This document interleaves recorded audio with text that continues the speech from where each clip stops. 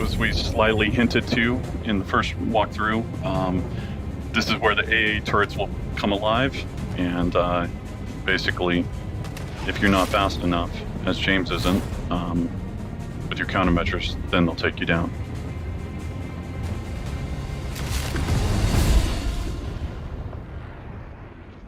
So what we saw there was the player went in, and based off their actions, the faction changed against them, and then basically became very aggressive. So in this last playthrough, what we'll show you is if the faction is already against you from the very beginning, and what are different ways that you can go about it. So here we are in our last walkthrough. Since you're all by yourself, we wanted to show the player take a stealthy routes versus if you were with friends, you could go in guns blazing. But this allows the player to come in, access the outpost from a different side than what we've shown.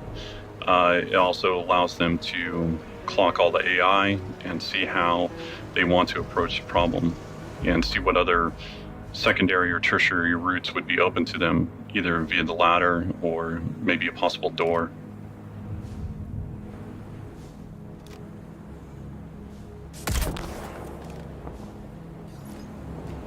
Good night. That was a great shot. Also, one thing we did as well, as Todd said, we changed the time of day. The wind is slightly stronger, so you'll see the gorgeous yellow grass blowing just a little bit more intense than before. Also, what we're seeing here is like something to imply at the frontier living. Maybe they're growing crops or vegetables out here, but it also gives a kind of like a soft cover approach to the perimeter of the base. Nice.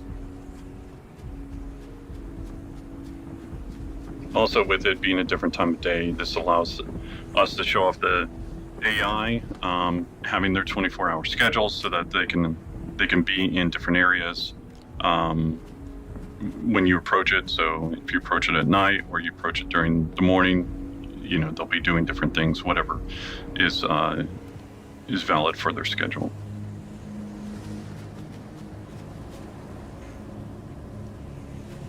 That door's locked, so there's no going through that way. But what James does actually see here as he's scouting out the next AI is, just checking the roofline. But as I said previously, we wanted as many kind of like views in to the base as possible. Just so the player can continue to keep context of what's inside. But also when you're in.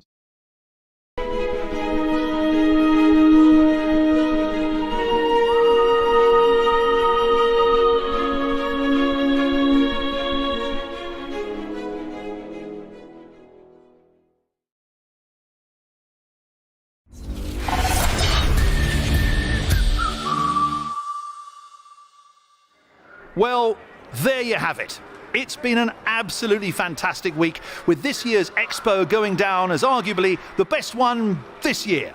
Throughout it all, Galactic Tour has been there to give you the lowdown you longed for and bang up a few innocent ships along the way. From lumbering hulks to svelte sloops, today's ship enthusiast has no shortage of options. Sure, half of them may have their own unique quirks and peccadillos. Yes, I'm the captain. No, I don't want to use the toilet with the door open. But the point is that the choice is there. And choice is a wonderful thing. The chances of you finding a ship you love are greater than ever.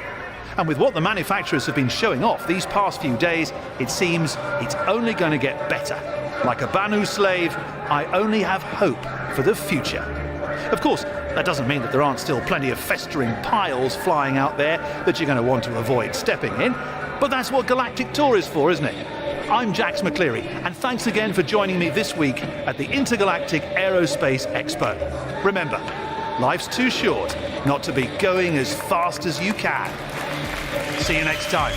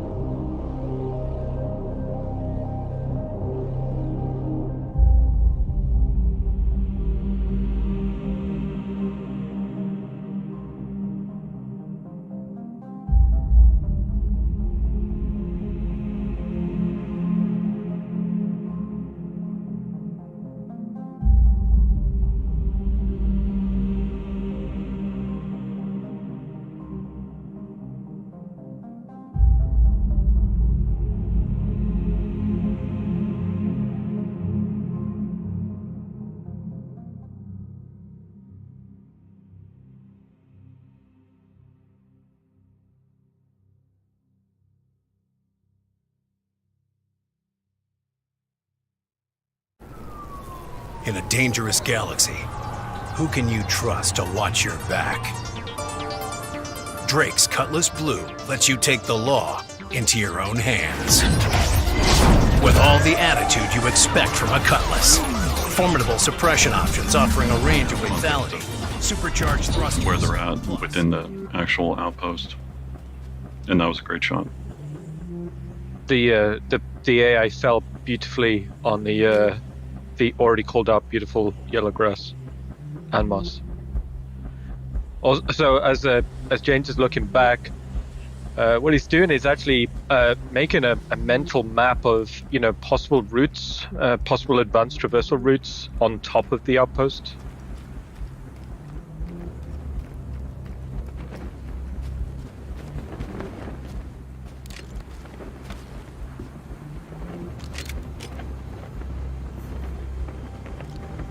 And we saw the dealer there in the bedroom, just end of the day. So with each outpost, there'll be different routes that will be open to the player or closed to the player. So some of them might have ladders on the outside, some of them might not. Some of them might have basically ways to get in through the floorboards, other ones won't. But this is just one version of, many possibilities. So here, the player will take a secondary route of navigation all the way up to the roof, and then from here, this allows them to be able to check out any of the AI, also be able to look at any of the interactables in the future. If you got a good reputation, maybe you need to go and fix different items on the roof, or if you are there for nefarious means, then maybe you want to take out the power, and which will then kill the AA turrets, or will turn off the lights in the outpost. So it allows the player to interact with different items, and then basically create a nice little sandbox for them to play in. So here you can see one of those interactables as well as the AI. And just behind these interactables, we're seeing these kind of archways. Like right now, these are just kind of empty, and to just illustrate like a guard point. In the future, these could be maybe customizable, or they could contain like an AA turret, like we saw on demo 1, or it could contain like cargo storage. Basically, we tried to design something that was as flexible as possible. So here we're showing off the looting system as well as the inventory system. So this will be shipping in 315. This allows bodies to be able to be interacted with and take off the items associated with it. Also, with this change, you will no longer have global inventory, so you can't be pulling off weapons that you didn't take with you to this location. Everything will be regarding what you carry is what you have, and so it really makes the players think about how they want to approach the problem, and then also encourages them to look around and see if the designers have placed different things that they can interact with or use to help get past a certain route or a certain way that they maybe didn't bring with them.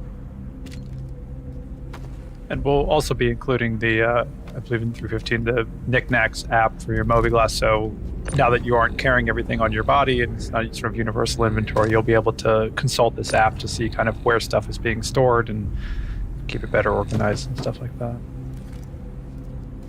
So here, this allows the player to have a quick little puzzle, but just gives them a little bit more interaction, and then allows them to go on to what I would consider a tertiary route, versus climbing up the ladder and possibly having to deal with the AI or them being spotted by them.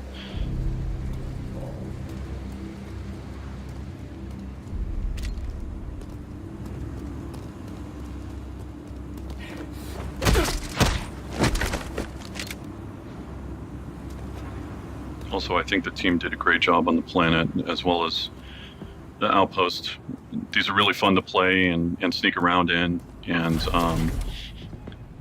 allows for many possible ways of attacking the same problem. What we're seeing here is like James is actually getting up onto through one of these like rooftop storage modules, and it's given like the highest point in the base. So from here, you can actually make probably the most informed decisions on how to approach the next problem. We're seeing this guard routine here, and then ultimately throwing an item to distract the guard.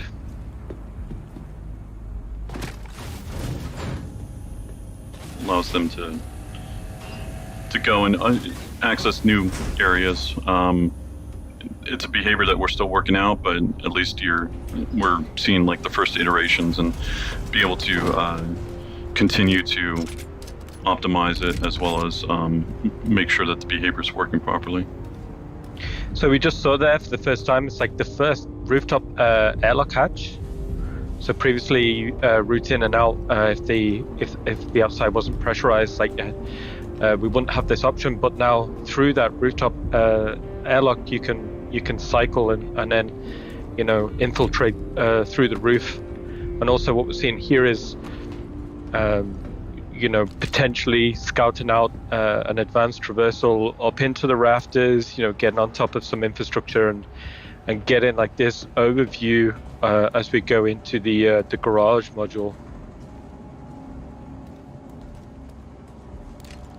So here, this is placeholder, but it gives you an idea of, we want to have different interactables, different loot boxes laid out around the location. So if the players explore, they'll be rewarded. We want to encourage them looking in every nook and cranny and enjoying, what the outpost has for them. And one of the things that's interesting is these garages won't be vehicle spawn points, so it's not like a big kind of like pad in the middle, but it's more like if you want to have your vehicle there, you got to drive it in and park it. So here you can see a variety of vehicles just laid out how the player would have just parked them. Just gives a much more believable and realistic design.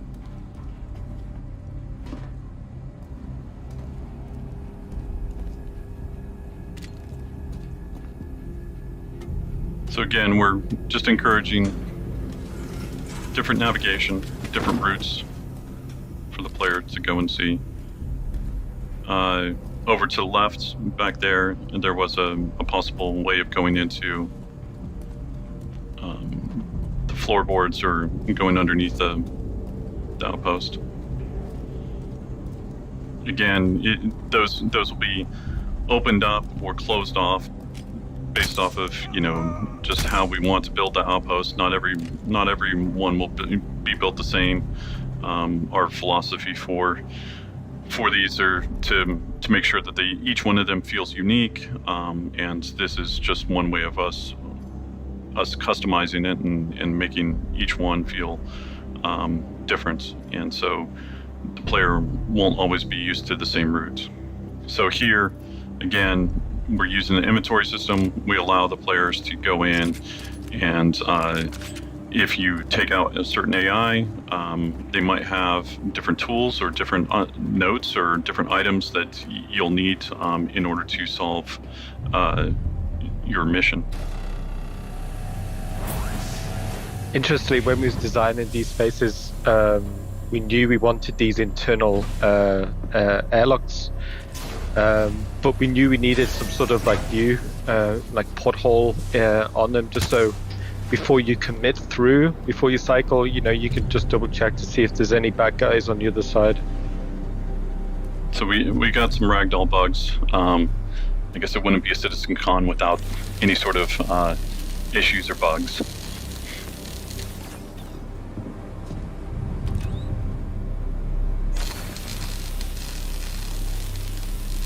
So here, like previously the players being, on the roof, they've come down through the main section of the outpost. But here what the player's doing is they're going to the underfloor section. So these are vents, but they're more like subfloors. So they're meant to feel very dark, very minimal, but you're actually seeing the foundations of these outposts. So inside here, it's the player will need to kind of work out how to navigate through them. It's very much like a torch-based experience, you know. And then within here, what the player can actually do is work out roughly where they are in relation to the to what's upstairs. And what you're seeing here, like this light bleeding down through, you know, you can kind of make informed decisions. Or okay, that's where that AI was, or right now the player is just underneath that main social space. So if you think back, like that was that guard in the beginning, just next to the kitchen counter.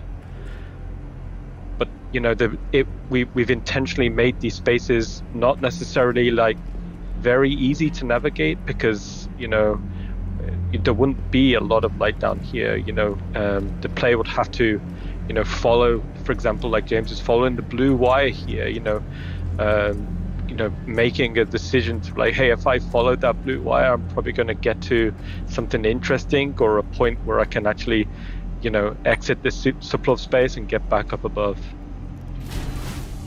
And what I like about them is basically just the claustrophobic feel of it, and then obviously the addition of possible secondary or more advanced navigation. So either going into prone or just going full crouch.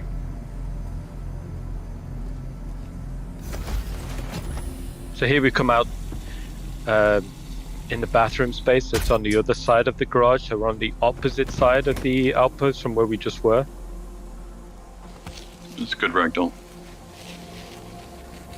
And now the body drag. In the shower. So here, this is just a different wrapper on a loot box. In this case, it's a hamper. System.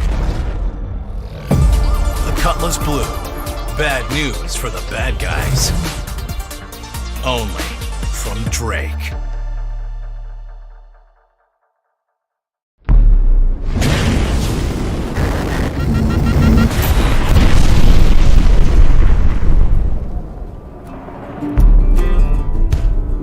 Take me back to the river, wash away my sin. Take me back to the river, Lord, won't you help me find my way back home.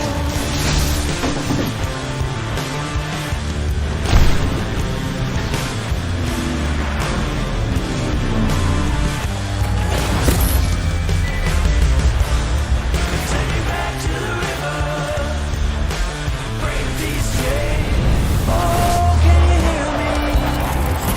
Bear my soul. It's taking its toll.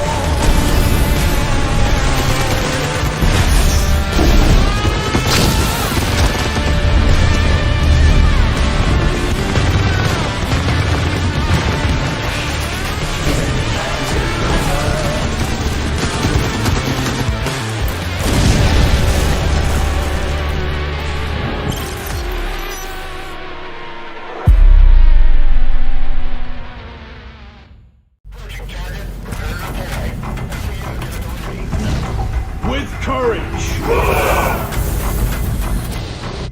for honor, in strength, to glory.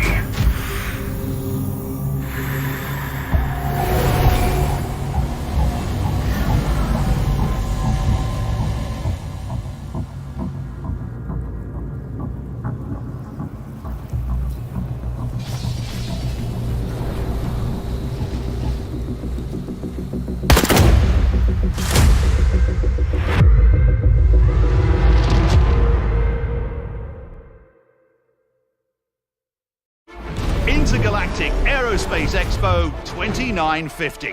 Whitley's Guide and me, Jax McCleary, are here to take you through it all. We're here on Microtech, going behind the scenes. under the hood, and deep undercover to bring you the galaxy's hottest ships from its coolest locale. See if you can keep up.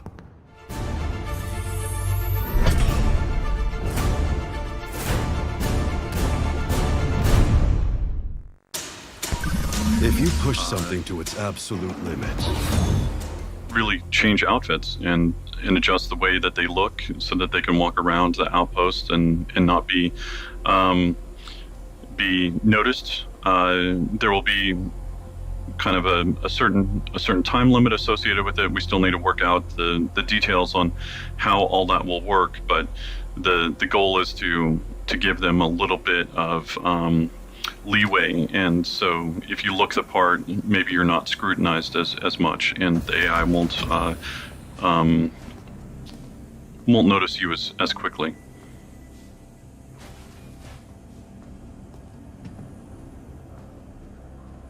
So here we can see back into the social space, but this time on the other side. And then this door will lead directly into the habitation room that we saw previously on the outside. Speaking of fun ragdoll physics. That was a great one. So here, the player decided to take the dealer out instead of actually figuring out how they could open up the safe. So they're going to have to look around the room. They're going to have to interact with the body and possibly see, is there a way for them to actually open it? In other cases, maybe the safe will be hackable in the future, and in some cases it won't be, and then you'll need to figure out a different way of actually opening it.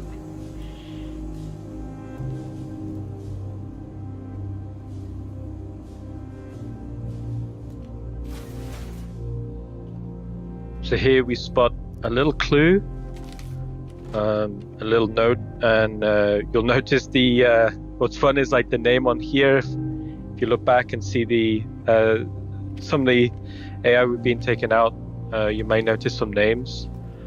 So here's the clue for the player. But one of the coolest things for me here is the player is holding an item with the clue, and while holding the item, they can seamlessly interact with another item to solve a puzzle. That's awesome. And then here we got a little bug. The player was able to acquire the artifact, and then will be able to do whatever they want with it, either sell it or be able to use it somehow in a future mission. One of the things that was really exciting about watching this kind of back to back is finally getting to see that freedom of choice.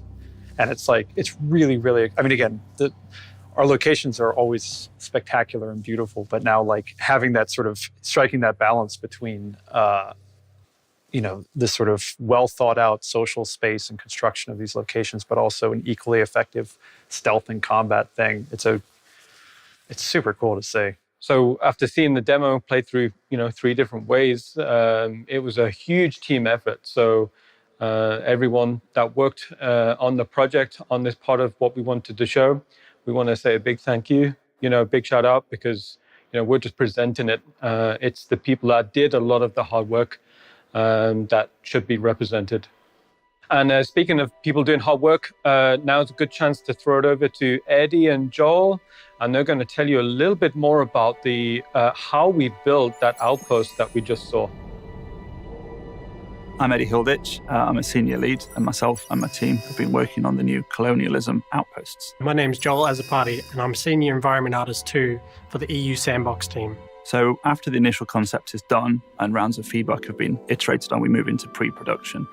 This phase allows us to spend some time testing the concepts for in-game viability. Translation from concept to game isn't always one-to-one, and during pre-production we'll get rough versions of the concept meshes into game and spend time making sure that they'll work practically. The art direction can also change at this stage, so we use this phase to kind of explore creatively as well, and concept art is a fantastic jumping off point for sparking ideas. One of the first steps when starting a new location is to start look development. A hyper-focused small section of the location where we can hone in the tools and methods needed to execute the concept in-game. Some things translate well, some things don't. It's important to figure all this out before going full steam ahead with the entire team. One of the great assets on the Sandbox team is we have a lot of people who are passionate about concept and design, which means when translating from concept to production environment, it's very easy to expand on the concept art. With the art styles of the Colonial Outpost, we decided to change up the way we typically author content. Our hard surface locations are meant to feel prefabricated, like there's a manufacturing plant out there on ArcCorp that churns out these flat pack space station kits, so stations can be mass produced. Colonial Outposts are more personal, more handcrafted by the people who live there, based on their needs, not wants. They're on the frontier world, so they can't always choose luxury over practicality. Materials were one of the first things we tackled, and we started off by developing the idea of how the inhabitants would have built these structures and what materials they would use. We wanted to show not only the age of the outpost, but also wanted to hint at all those different layers of the structure and give you an idea how, functionally, they constructed them. One of the biggest challenges with the new outposts is how we introduce variation between each location the player will visit. Building each as a bespoke set of buildings is impossible, as we want hundreds, if not thousands, of outposts in the game eventually. The modular approach that we've developed really evolved out of our previous work on space station interiors, but with a few key improvements. This starts at the macro level, where on the planet's outposts are placed, how the local conditions affect your time there, then what kind of buildings an outpost has and how they're laid out, all the way down to the ability to independently swap out an underfloor layout in a single building of that outpost. We'll have various types of modules, from large standalone modules like warehouses or ore extractors, which have a singular function, all the way down to smaller room modules that can be connected together in different ways to form a complete headquarters building. After pre-production was finished, we had a list of the room module types that we wanted to tackle first. For the headquarters building, everything hinges around a hub module with different room modules that can be attached to extend the structure. The room modules will serve different functions in the base, with various gameplay systems linking one to another for an interconnected web of sandbox gameplay opportunities. As content creators for the Outpost, we needed a new system to build, edit, and manage the library of modules we're creating. Rastar is the tool we use to do this. It allows us to intuitively create a location template directly on the surface of the planet. Not only this, but headquarter buildings can be snapped together directly within the tool, or with an intuitive user interface. One of the other major innovations with the Planet Tech has been the ability to modify the terrain mesh and flatten areas of terrain. Previously, we were at the mercy of the terrain when it came to designing our buildings, which is why our outposts had to be built with stilts and placed in naturally flat areas of the planet. Now, we can build much more natural buildings with walls and entrances connected directly to the planet's surface. And also, we can place these buildings in a much wider range of locations. We believe our new outposts inject a refreshing new location experience into Star Citizen. They're organic, warm, personal spaces that really convey the age and history of humanity's expansion into the verse. The new art style, the focus from design on gameplay, and the flexible modular approach to their construction will allow us as developers and you as players be part of creating a wider variety of rich and satisfying experiences for every outpost the player comes across. Okay, cool. Thank you, Eddie. Thank you, Joel. That was awesome. And moving on, we're actually going to talk to Corey now, who is going to give us kind of a deep dive into the creation of the artifact, which was actually kind of our first little glimpse of the Hadesian culture from Hades system. Thanks, guys. I'm Corey Bamford, lead props artist at Cloud Imperium Games. I'm here today specifically to talk about the Hadesian artifact that you'll see in the walkthrough. So we knew early on we wanted some sort of MacGuffin for the walkthrough. We originally had a few ideas of what that could be. Originally, it was either going to be a tablet fragment, a sculpture, or a Hadesian artifact. So initially, the concept team explored a variety of ideas. We used a lot of reference for existing alien artifacts in the game, as well as reference from the real world. You know, lots of tomes and ancient kind of Egyptian stuff as well, just all sorts of really reference just to get a general idea. We knew we wanted to integrate some form of ancient power or technology into the asset. We also knew we wanted it to have some sort of symbolism and text. So once the concept team iterated further on these ideas, they then presented those back to Chris, and we narrowed down the selection of assets until we had a candidate that everyone was happy with. So once we had this asset in mind, it then came down to turning that from a concept into a production asset, and that's where the props team comes in. When a prop artist gets a concept like this, immediately the wheels in their head start turning, and they're trying to figure out the best way to implement it in our game engine. They need to find solutions within the engine to achieve the visual target of the concept. Obviously, it's not as simple as just taking a concept and replicating it. We have to think about the shaders, we have to think about performance. Our job really is to find a solution within the game engine to achieve the visual target of the concept. Once we've figured out a strategy for achieving the look, we begin to actually make the content. So for the artifact, for example, we knew that it needed to be split into 3 segments and they needed to fit together. The first thing we do is get a placeholder into the game for the design team to actually implement as an entity. We also then figure out how the scale actually works in the player's hand and when they inspect it. For the artifact, there was a bit of back and forth between the size because we wanted to get a balance between it having prominence and also being easily carryable. After we figured out the size of the asset, we then need to actually break down how we're going to make it. So the first thing we really get into is the materials. We know that this asset is made of a few different materials. Firstly, we have the stone with the complicated glowing pattern. We also have these large copper structures and some smaller, thinner metal structures as well. For this asset, we knew we'd need to use unique textures just because of the amount of detail we wanted to achieve. One of the biggest challenges we had was making sure that the stone looked really good. To create the stone, we started with some scan data of rocks and concrete, as well as some mesh data like curvature. We also used a lot of procedural noises from Substance Designer just to add some variety. Using the height map as a jumping off point for the rest of the texture maps is quite a nice logical and physicalized way of doing things. It took quite a lot of iteration to get the final look. It was definitely a group effort. The glow was probably the trickiest part of this asset. We ended up actually using a shader some of you might remember from the Vandal Driller trailer. We created the iconography using a bespoke texture mask, and then the circles were derived from some cells within Substance Designer. We took these cells, quantized them, and then got the edges of that quantization to create rings. And then we used a procedural mask as well as some hand-painted textures to mask out that glow. Once we were happy with this texture, we multiplied that onto the height map, which is used to drive the glow threshold. The glow effect has 3 texture inputs that we need to create. There's an animated glow map, which is sort of used to drive the background effect of the glow. There's also a gradient, which colors that map. Finally, we have the actual pulse itself, which is the texture map that pulses across the asset. Next up is the bronze. This was actually pretty straightforward to achieve. Gravity itself. Does it break? Or does it break through? Power beyond expectation. Class-defying maneuverability. Transformative integration of Xi'an tech and design. A revelation in short-range combat.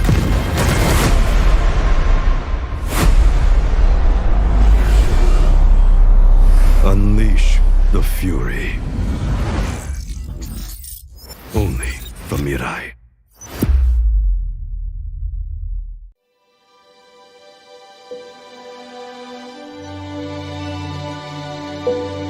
What's cool about Alpha 3.8? New planets, new tech, new features. It's like we're exploring new frontiers here, and that's pretty cool.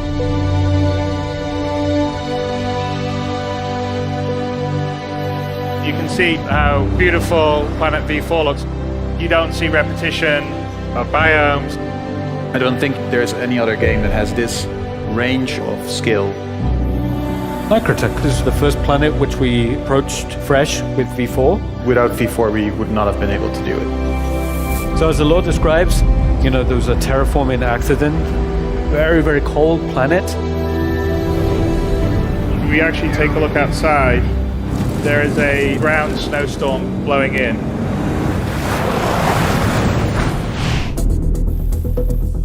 Server object container streaming is an important milestone because it allows us to achieve a certain scale in the game that we weren't able to previously. To put more content for the players to explore without being limited by server resources. That means more planets, more moons, more content. Melee combat does ship to 3.8.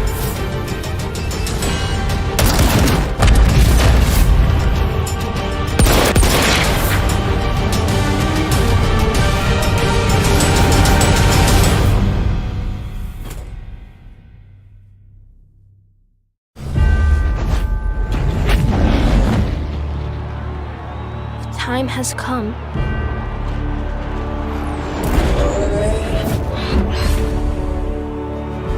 To embark on another bold adventure.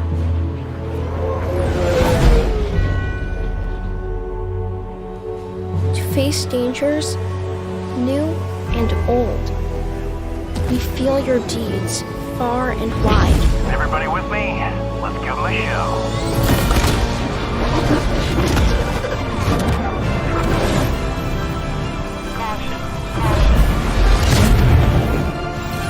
And when you finally stand victorious, We wanted to get lots of nice scratches and aging on the bronze. And in the concept, there was also this nice effect on the edges where the metal got darker. So we wanted to add that in as well, just to give it a more distinctive feel. Once we were happy with the visual look of the asset and engine, it then was just a case of wrapping it up. We needed to create LOD meshes for the object, as well as collision proxies. As you can tell, quite a lot of work goes into these hero assets. So that was a little bit of exploration into how we created the Hadesian artifact for the walkthrough.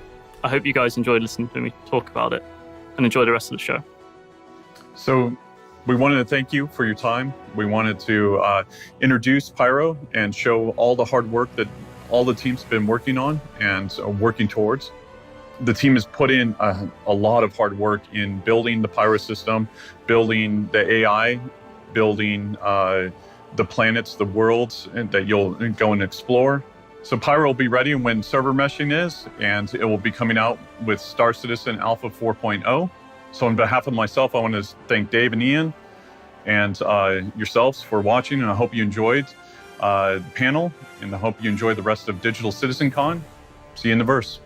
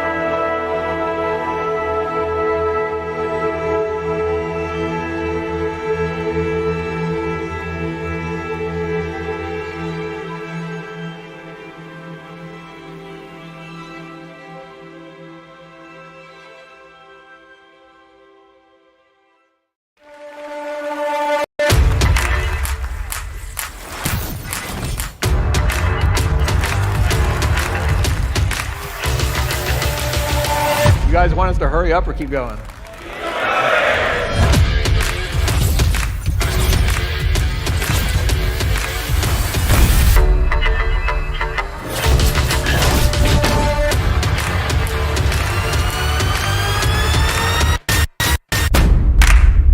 Hopefully you guys liked it.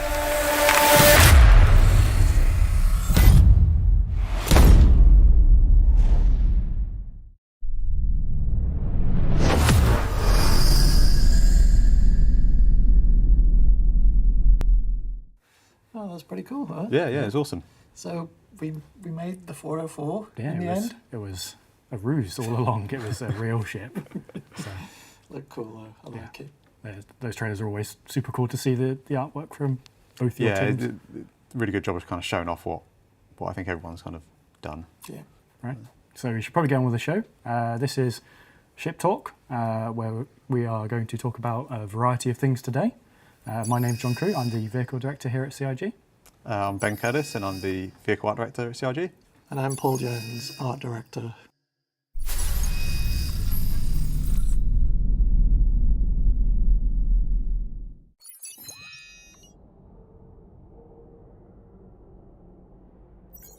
So the 400i It's a Constellation competitor, and we've got a few of these ships in this category across the board. We have the Constellation, we have the Corsair, and now we have the 400i. And the 400i has a few interesting features that makes it a compelling choice over the others. So, being an Origin ship, it's obviously very visually sleek and fast, but also it can carry cargo and a vehicle at the same time. Size-wise, there's obviously a big gap in the range. We have the 100 series at the start, it jumps up to the 300 series, then there's the big jump to the 600 series, and then another jump to the 890, so finding a space for this was fairly easy size-wise. I think it fills the gap quite nicely.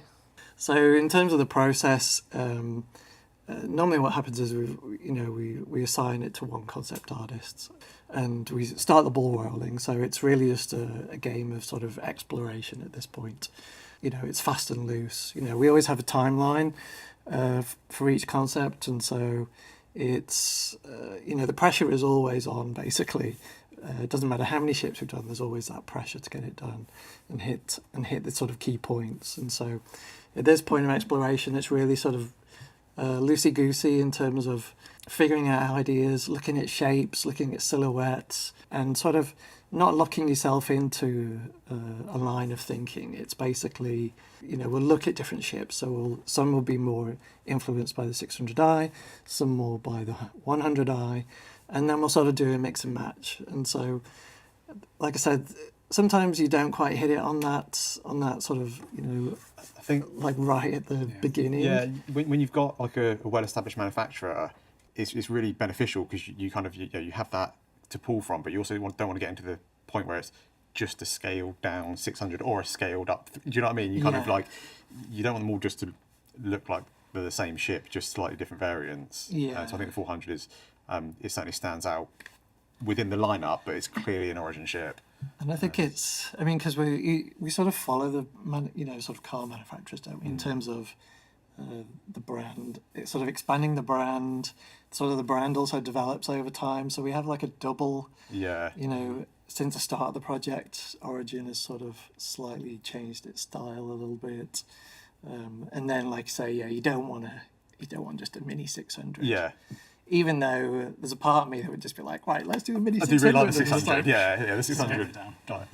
And even at this point, I kept sort of coming back to one original sketch that had been done for what was it? I think it was 100i. Yeah.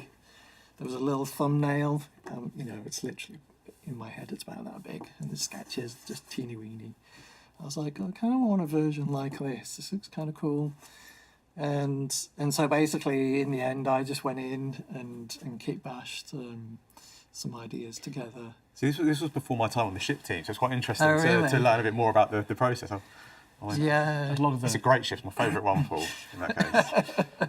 A lot of the little concept thumbnails get, if you see one, because we often show them in Jump Point magazines afterwards, after a ship's being released, you see all the early sketches, and people probably noticed that 100i thumbnail that we did that was rejected for the 100, but then has come around for this, and you never know what might happen with ones that we didn't choose for this one. Yes, Could happen in the they future. might appear in future ships. So ultimately, this is what this is like a visual that I did. So it's it's throwing together a bunch of shapes, what we call kit bashing from different models, because it's quick. As an art director, you've always got. It feels like you've got zero time to get a result. So it's how do you provide a visual that people can understand in the shortest time possible. And so my understanding of the ship was it was a luxury explorer. Yeah. And so you can see here that's why there's a swimming pool in there and a deck. The part of the process is that we show it to Chris Roberts to get sort of direction and feedback. And Chris was quite adamant that this was going to be an explorer. It wasn't just a small scale party ship. It was it needed to have a function. It needed to be a competitor to that scale and kind of role of ship. Yeah. We did quite a lot of interior investigations and just sort of looking at ways of arranging space within that ship, because like we said earlier, even though the ship looks big, it's actually really tight. It's a lot harder than you think to achieve everything that now Star Citizens expect to have in their ships, and all the components and all the functionality. A very streamlined sort of 2 decks, or really like 1 deck that stretches most of the lower section and the upper bit, which had the pool in it. Yes. Maybe one day you'll get. Maybe get the pool. You'll get your pool one day. So in terms of this process, what happens is we finish the concept, or what we think is finished, and then get Chris sign off, do a couple of paint schemes, and then it passes over to your department. Yeah. So from the concept, normally we'll kind of take it as quickly as possible into the editor, and that just allows us to kind of really get a good sense of the space from the player, and making sure that everything that we think we need is actually going to fit, making sure the components go through. And like we were saying earlier, a lot of the time is what a ship starts off with its kind of paper design, its official design document, to the point where we're actually kind of working on the ship. The requirements can change. That might, that's not just because we'll add this and add that to it. It's sometimes a balance pass has been done in the game, and we've realised that a certain ship item, a certain size shield might not be suitable for it anymore, or it might be just that we think, well, actually it'd be great if we could fit the X1 in it because it's kind of the perfect ship for it, but that wasn't, like I say, on the original plans. So I mean, like you were saying, the ship is kind of a hard split with its 2 floors. So we've kept sort of all of engineering and cargo and storage and everything downstairs still, and then the kind of the habs and the crew space is all upstairs with the bridge, obviously. Once we kind of get that white box in game, we then start just making sure that we can fit everything in we need. We also, that's the point that we kind of really start internally showing that ship to everyone that is invested in it, and including Chris and everyone that needs to kind of have a say. And one of the kind of things that Chris was really keen for, although he didn't want this ship to be a kind of luxury party ship, he did want it to feel Origin. I think originally we had like the lift entrance. And purpose.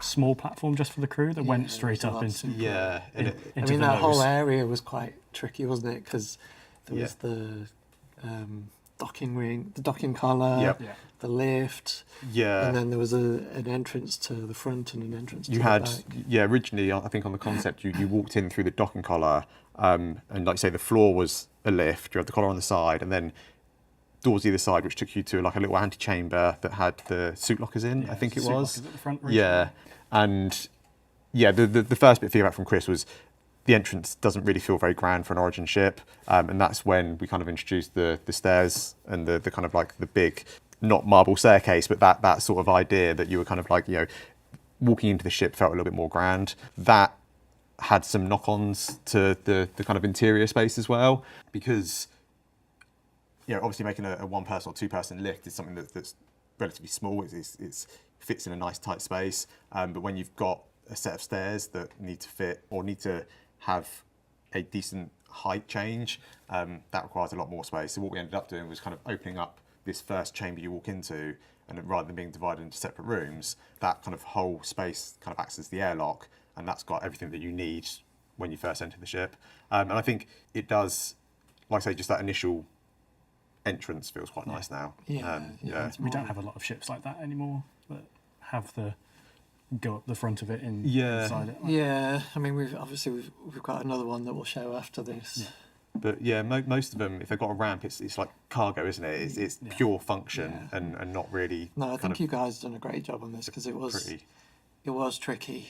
You know, I remember it at the time, and you feel the time pressure. And then it was when I was just starting on the team as well, so I was like coming in and be like, oh, Paul, what do we do? Like, where do we go? But it also, I mean, it's also nice because it sort of dovetails with that original sketch, which there's an element there in that thumbnail. Is there? Okay. Yeah, and I think at the time I sort of binned it off because I was just I'm sure I had some thoughts about it.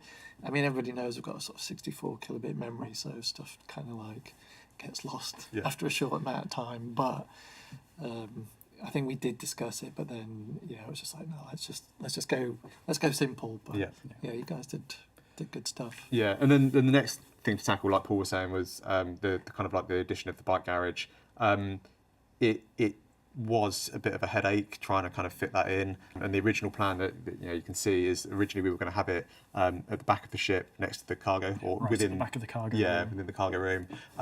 It did fit, but it kind of brought up a few quirks with it. I think there was a few different quirks from different departments. So from a design point of view, I think we could only make it fit if you sent the bike up on its own, which was fine. But because the main entrance to the ship was at the front, it meant that you'd get off. Yeah, to drive your bike onto this platform, get off your bike, send the bike up, run around to the front of the ship, run up the stairs. Yeah, and the then stairs just look at your bike. Opening isn't exactly like a super quick thing. So if it just felt kind of like, in terms of flow. Yeah, it's like, all right, I need to quickly get off planet, and you're like, oh, click that, right, okay, send that up, oh, run, yep, okay, go. A minute later or 2 minutes later, you're in the seat ready to fly. Like I say, that was one of the issues we kind of hit, and then the other, I guess, issue was it started eating into the cargo space, so it meant that you couldn't, once you had the cargo fully loaded, there was very little space for you to kind of traverse around the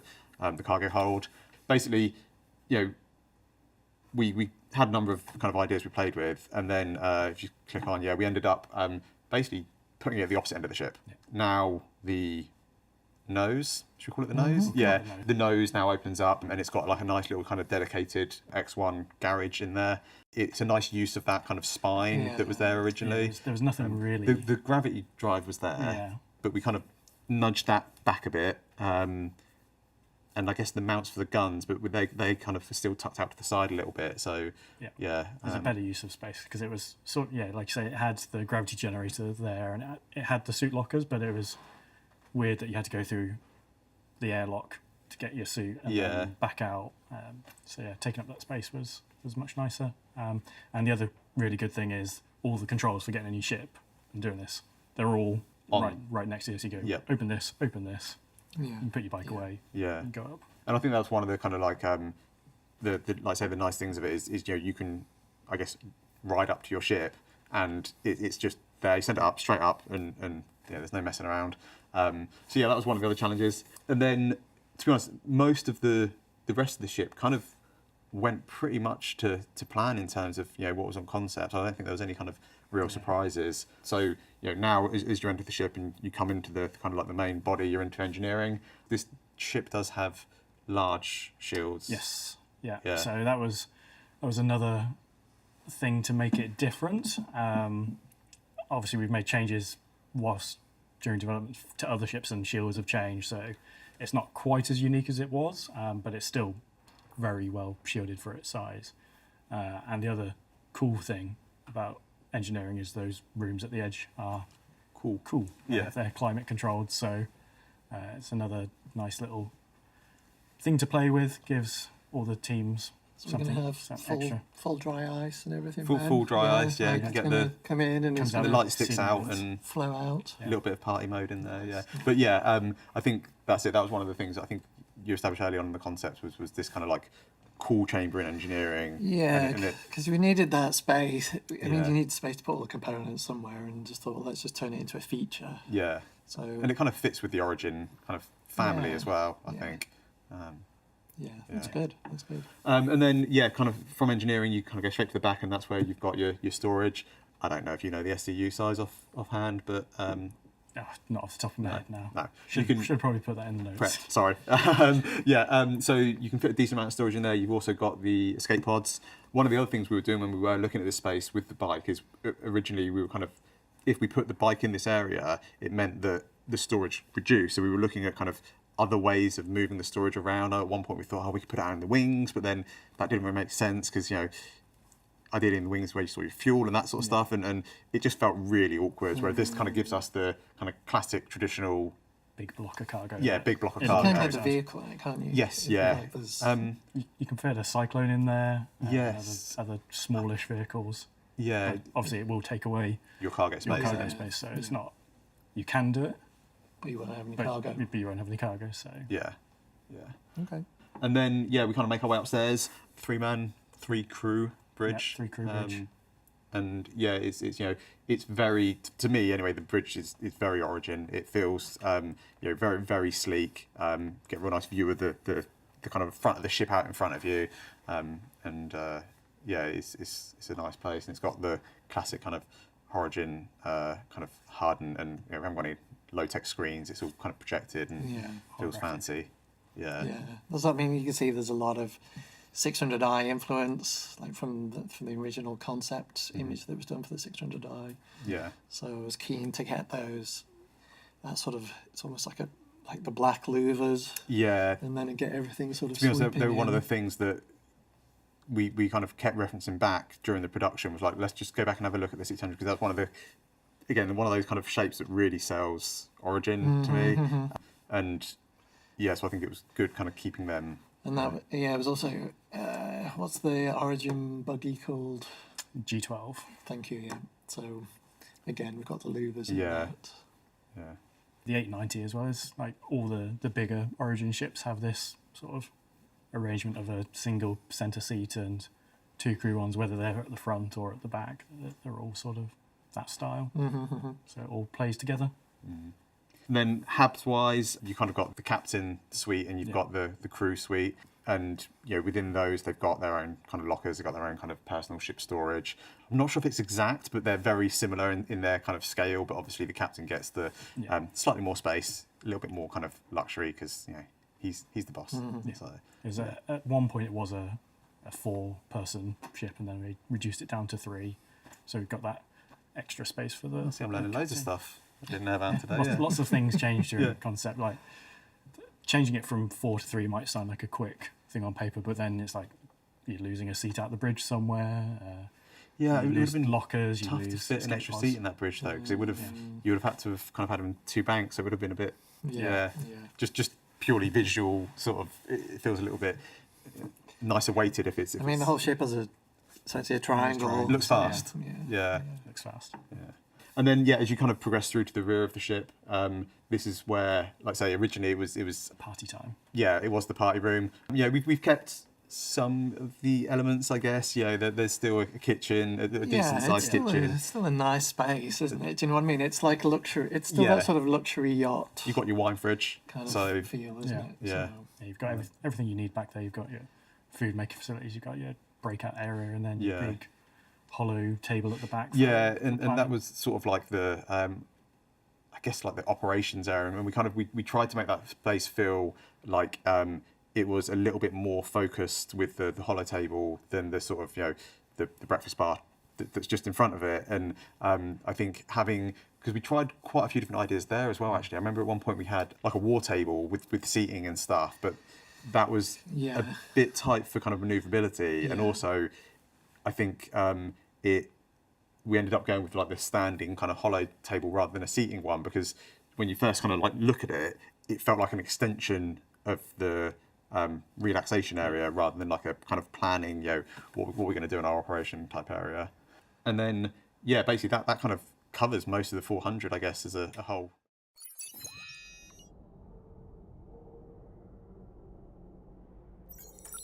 So we'll move from the 400i to something a bit bigger and something entirely new, which is the Anvil Liberator, which is Anvil's latest design spaceship, which is purely for transporting ships.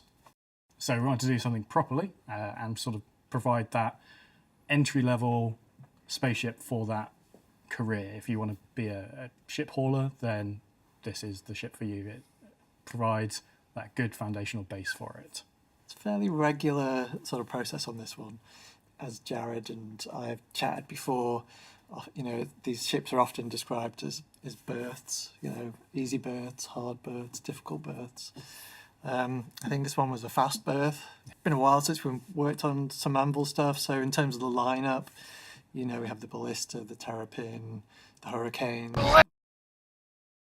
I forgot Hey-ho, it's time to go, and we'll be on the devil knows. Hey-ho, it's time to go, away, away, away. That one there beneath you now, younger than a trigger, think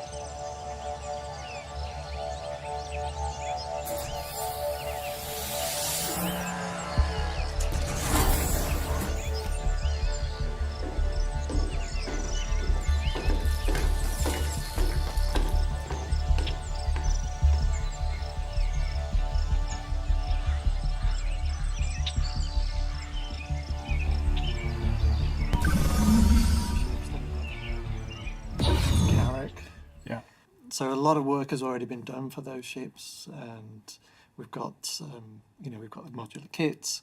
So in terms of a concept process, theoretically it's smoother sailing.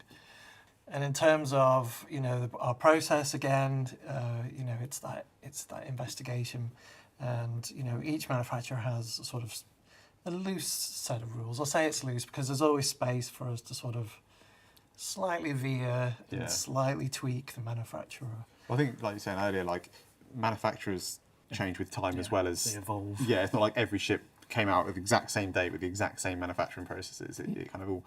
Yes, yeah. And I think, I mean, that's kind of what I like about Star Citizen is we've got this sort of, it's this sort of rolling kind of like design, it's sort of, Design everything is timelines. being updated, and it's nice that, when we work with narrative and they're like, oh, well, actually it's based on this old design, or whether it's a new stuff. So, one of the early requirements from John, which you can see here in this fabulous designer art. Top quality design block. Yeah, I'm liking it. I'm not sure about that shade of green, but not quite anvil.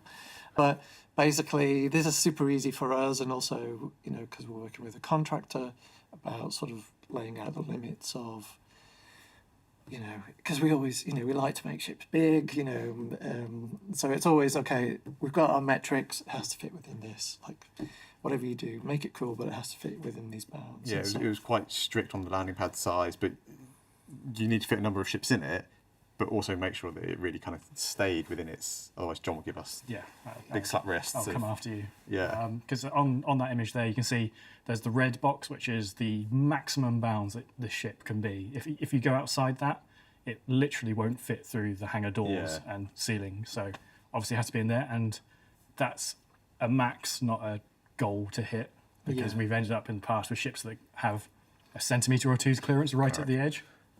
Carrick. So when you're coming in and out of the hangar, you just clip as soon as you clip one side of it, then it throws it into the other one. Yeah, it makes it difficult. And you can see there for the extra small landing pads, the green size. So once you've got 3 of them, so at this point in the design brief, it was just 3 extra small ships. By the time you've got these 3 green, and they have some Z height to them, which I didn't put in here. By the time you've got these green blocks, so like you've got to have space for these, and also got to fit in this. Then you sort of start funneling yourself into and I think, shapes. I mean, you provided a reference image right at the start, which is of military hovercraft. Yeah, the American, I can't remember if it's the Navy or the Army. Yeah, and so that was like, I mean, people will see straight away the correlation between the two and the sort of influence, but it also makes sense, right? It's a very functionality. I'd say it's a very functional ship, isn't it? So, and it feels like say, obviously, the real life version has been made for that function, and this kind of follows suit. Yeah, definitely. And so, we'll basically be looking at some of our exterior options, and again, it's always, it's quite difficult when you have something like that reference image of the military hovercraft, because instantly it sits in your mind, and you sort of get, sort of stuck in that thinking. And so, part of my job is also to sort of push the concept artists and say, right, okay, well, what about this? What about that? I think, it's always it's always a sort of dual role. We sort of, you work together, and kind of 2 minds is always better than one, right?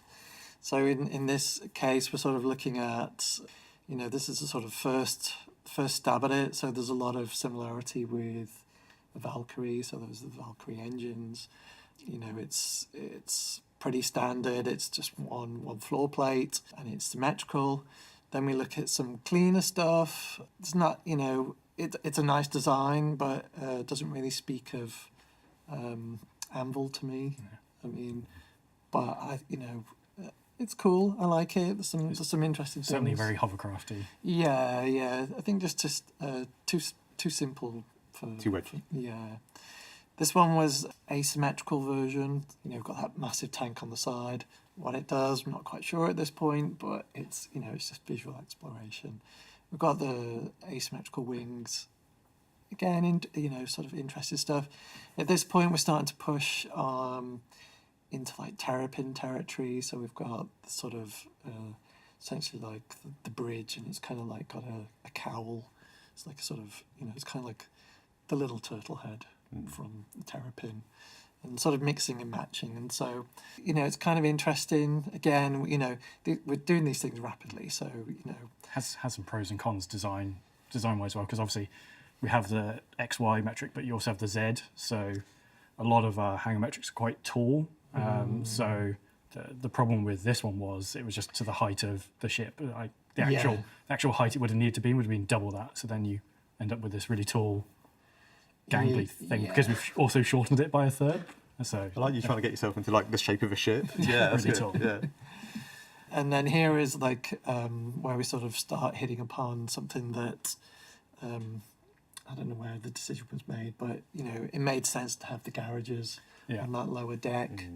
Here, you've got two tanks lying side by side, which is cool. It looks good, but it isn't actually like an official feature. Yeah. It was around this point where we were looking at the double layer thing and trying to get these 2 layers to work, or 2 floors to work with the 3 larger ships. So we changed it from the 3 extra small pads to 2 extra small pads, which basically take any single seat fighter in the game and some around. So I think a Prospector also fits on there. Yep. And then we scaled the front one down to an extra small. So that's things like the Argo MPUV, Origin 85X, and smaller flying ships like that. But also, interestingly, that extra small metric is sort of the same as the medium vehicle metric. There's like a meter difference in height, which is the Ballista and Nova. So we went from these 3 extra smalls to 2 extra smalls on top, 1 extra small at the front, and then these 2 garage slots, which can also, if you're willing to try and fly your small ship in there. You were playing around. You could fit quite a few combinations of ships in there. I had a shot. I treated it like I was a fan and basically filled that whole carriage. There was no sort of like door opening space at all. It was it was Cyclones and we know what Rock the players DSs. are like. I mean, it looked good. I mean, it looked like it looked like a ferry. When they're just full of the vehicles all just stacked up. Just increases like the risk value of flying it, doesn't it? Like if you've got 3 ships on it, all right. Yeah. Got 15. And need a big insurance payout. So once we have the an exterior that we were happy with, then it's then we move on to the interior, and it's only 2 crew. Yeah, so it's 2 crew. You have obviously the person flying the thing, and then the second person who can either sort of a flexible role. There is a turret that they can control. They can go sit in it and shoot anything that comes at you, but it's not really a ship that's a combat ship. It's a transporter ship. If you want protection, you need to bring protection with you or rely on the ships that you're carrying to provide that protection, which is another benefit of this open-topped ship. You come under attack, everyone can launch out straight away. You're not having to fly your ships out one by one out of a tube. They can get off pretty quickly. We haven't done launch tubes yet, have we? One day we do launch tubes. Yeah. Maybe, yeah. I'll think about that. So, basically we've moved on to interiors. Again, it's just investigation of, we've got our function and what it needs to achieve, but, in the last, 2-4 years, definitely the last 2 years, like our process has just been a lot stronger in terms of player flow. So there's no more of the Starfarer, higgledy-piggledy mystery tour. I mean, that was our first multi-crew ship, so the pipeline wasn't in place. I mean, spaceships interiors was like, I don't know. So I mean, there's been a lot of learning going on, and so now it's like, okay, if I'm a player, what experience do I want? Like, how do I get from A? I don't want to do A to G to H to get to B. None of that business. So as we look at these interiors, we just sort of looked at sort of different flow, basically different ideas. So it feels quite good, and we sort of worked on, again, just flow. So if you're in the garage, you can easily get from the garage into the living quarters. The elevators just run the full height. There's one for crew, one for passengers. So if you're under the ship, you can just easily get up and down. And so the whole process is a lot more streamlined. And there's even if you're in those top rooms, and there's a call to action. You've all got to get out. We've even put a nice little set of stairs that just run down the side of the ramp, and so you can just run down, get in your whatever vehicle, and then off you go. So I feel like a lot of thought was given to just improving. And I think it's really nice as well the fact that you've got, like say, that passenger section kind of sectioned off, and they're always ready. But then, like say, you were saying about the bows of the ship and how that's sort of all that technical stuff's like hidden at the bottom, and that feels nice that that's crew only, and because you don't want passengers just just definitely milling around. And then moving on to, you can see here the garage space and where the cargo is stored. So originally the cargo was going to essentially take up one of the garage spaces. It was going to be a compromise choice that players could make of that the cargo is stacked down, either down the middle of the lower garage or across one of the pads, so you could choose. But then decided to. We had a bit of space. Well, basically, the concept guy, when I went rogue, was like, "Oh, what about this? This is cool." And we were like, "Yeah, it does look cool." Yeah, I was like, "John, can we have this?" Coming to a meeting. I've just gone away and done this this thing that we're not going to talk about, but it's turned into the cargo storage room. So it's a good sort of save. Well, we want. I mean, for me as an art director, I want.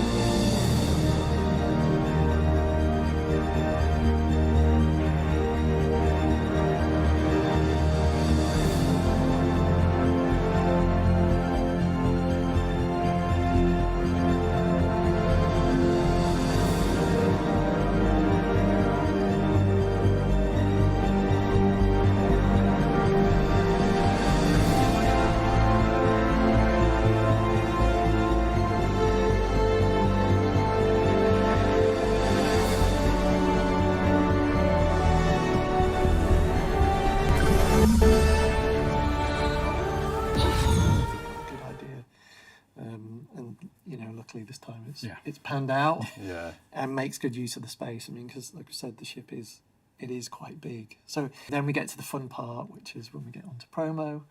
I think it's everyone's favourite part involved with this sort of stuff, and that is really sort of, I call it selling the dream. So it's you're really sort of honing in into what a player's experience might be. And I love doing this sort of stuff as well.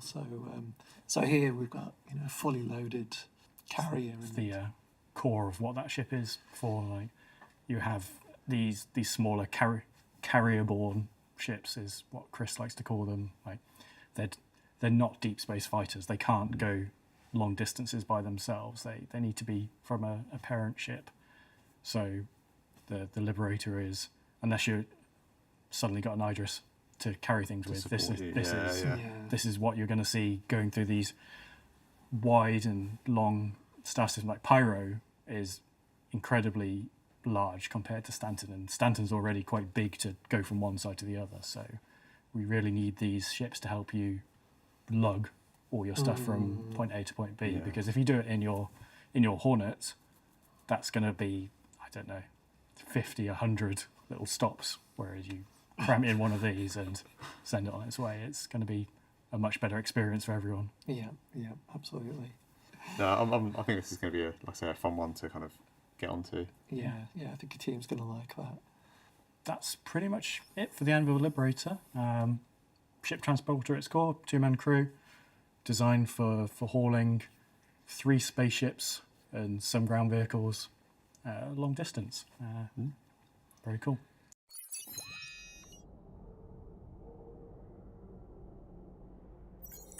Let's talk about the Banu Merchantman then. It's that ship that's been around for a long time. For a long time now. I think fans have been waiting quite a while for this. Yeah, we haven't really shown a huge amount of it beyond those original concept images. So no, and I think this is my second round on this. So I think maybe like 3 years ago we did an initial concept round. Around the time of the Defender, I guess. I can't actually remember. So long ago. Yeah. But sure, let's. I think fans are going to love this. So there's a few things that need to be updated for the Merchantman. Obviously, we've talked about this many times in the past. As Star Citizen develops, things get added, things get refined. We improve our workflow. So number one thing we had to do was look at the size and the scale of the ship, because I think it was 160 meters wide and 160 meters long. So it's in essence a cube. Yeah, but it's a very tall ship as well. Yeah, but it was very vague because we had never done a full interior layout. So not to like the new system. No. Yeah, so we need to make sure it fit everything in. So it's always a good starting point. The cargo numbers they've never really been changed since they were originally concepted as freight units, not standard cargo units. So the scale of cargo has changed since we did it originally. I don't remember freight units. Yeah. It was It's a long time ago. The marketplace / bazaar need to have a good working out. And then lastly, we wanted to have some synergy between the Defender and the Merchantman. So we found a way to get a Defender hangar on board. So that obviously has big consequences for the ship. So let's talk about the exterior. I guess thinking about it seems so long ago since I started on this, but the addition of the Defender to the ship basically had the biggest impact in a way. Like just because the Defender is not a slim ship, is it? No, it's deceptively big to me. Like the Defender, I always think in my head that it's this tiny little thing, but in flight mode it's quite slim. Yeah, but then when it's landed, it's got this sort of big stance. Yeah. So this has been. I think I've probably been on this for maybe a year, something like that now. And I said before, we did an initial round of concept work, and it was sort of done more in isolation. So we didn't really have a full interior, and we sort of treated it more as, okay, we need a corridor, we need an idea of a marketplace, we need an idea of a bridge, and we'll kind of sort of piece them together. And so that was maybe like 3 years ago, something like that. And obviously processes have changed, you know, as we've discussed today. It's more about the player experience and the flow and things making sense, less rule of cool. If we still have the coolness, but you want it to work right. Yeah. You don't want it to be frustrating. I think when you kind of do it, like obviously this big ship, so you think, oh yeah, you know, we can make whatever room this size and it'll be fine, but that kind of always sets us up for just a lot more headaches when it comes to our side. So by you spending the time to actually like fully flesh out the interior, it just saves us so much time when we come to actually do the production side of it. Definitely. Kind of takes all that risk away from us and puts it up front onto you basically. Yeah. So thanks, Paul. Yeah. Well, you're welcome. You're welcome. I mean, we've tried hard. I mean, you can see here that, you know, the ship did have to scale up. Yep. We talked about earlier, we have those hanger metrics, and scaled up it now doesn't fit the hanger so metrics. we'll get to the solution in a little bit. Yeah. And just a quick shot of the front, and you can actually see that from the front it hasn't actually changed that much. You know, it's grown a little bit in height, but you know, gained a little bit of body mass, but overall pretty similar. I mean, we've, you know, sort of, you know, the ethos of this whole thing is, you know, the ship was really cool anyway. Like, everybody really liked the ship, so it wasn't that we wanted to change it just for change's sake. It was just we need to make it work. We do need to advance it, and so between myself, concept artist Mike Oberschneider, and Mark Gibson, one of the CIG's designers, we basically met twice a week, every week for months, and basically gone through this ship from top to bottom, inside to out. There's a huge amount of ship. Yeah, and you know, hands down, this has been the most difficult and hardest ship to date. Like, I've not had a nervous breakdown. Actually, you know, the whole process has been quite nice in a way, but it's just been long. I think this is the one that, like, it's a marathon. To begin with, I was really scared, and then the kind of like the closer you've kind of got to finishing your work, the kind of like the less scared I'm getting and the more excited I'm getting. And I'll probably have, when we get into production, I'll be like, oh no, what are we going to do? And then again, once we kind of actually kind of get over that hurdle, because it's quite an intimidating ship, not like just visually, but like yeah. Yeah. I mean, there's a lot of cool stuff. I mean, we're seeing here the sort of hangar opening. So basically, we've, you know, one of the sort of design philosophies of the Banu ships is they sort of incorporate tech where it suits them. So they use tech from humans, they use tech from Xi'an, whatever suits them to sort of achieve what their needs are. So for this ship, we've leveraged a lot of Xi'an tech. So it's a lot of that essentially levitation tech. So stuff doesn't have to be physically connected to move. It sort of hovers and then shifts along. So it's basically given us a lot of opportunity for creativity. So hangar here, you know, it's always multi-part as well, so it's always kind of nice. Basically shot from the front. This is with the front guns out, which are S8. That's correct, is it? Big size 8 guns. One of the original core cool things of the Merchantman was all its weapons are sort of tucked away and hidden, so it gives you that non-threatening aura to start with, and when it needs to, then everything. I was going to say, it's going to be quite a powerhouse, really, isn't it? Like, with its guns and its turrets. It's a proper transformer, this ship. Yeah. Do you know what I mean? There's probably no area that doesn't transform almost, especially on the exterior. And again, you know, like John said, it's just to keep with that kind of like, you know, just a friendly trader. Yeah, just a friendly trader. Peaceful. Don't worry about me. Just going on my business, and then suddenly everything just pops out, and it's all business. So again, sort of multi-stage animation for the guns. Again, for the turret. I mean, the turret featured in the original. You know, there was a hidden. It was never really fully explained. No. There was a turret, a man turret there that you could get in and defend with, and it was in that top fin, I guess. And when you know, when the weaponry is unmanned, it's a lot easier. We can get away with a lot smaller spaces. Once you put a person in it, then it's a whole different ball of wax. Yeah. And just the player experience, and it's you know, twin gun. Twin S5, so it's not giving you a little tickle. It's Yeah. quite a big punch. Yeah. And even though it's only a turret, a gunner, you still got to kind of take all the consideration you're taking in a pilot seat in terms of their visibility and everything else. And Coverage as well. and yes, you expect to see the big guns and the silhouette and get that kind of the real feel of being in a gunner seat, but like I say, it's quite easy for it to just kind of grow in complexity quite quickly. So I mean, basically, we've used the GN tech again to help us sort of reveal the turret, also to elevate the turret.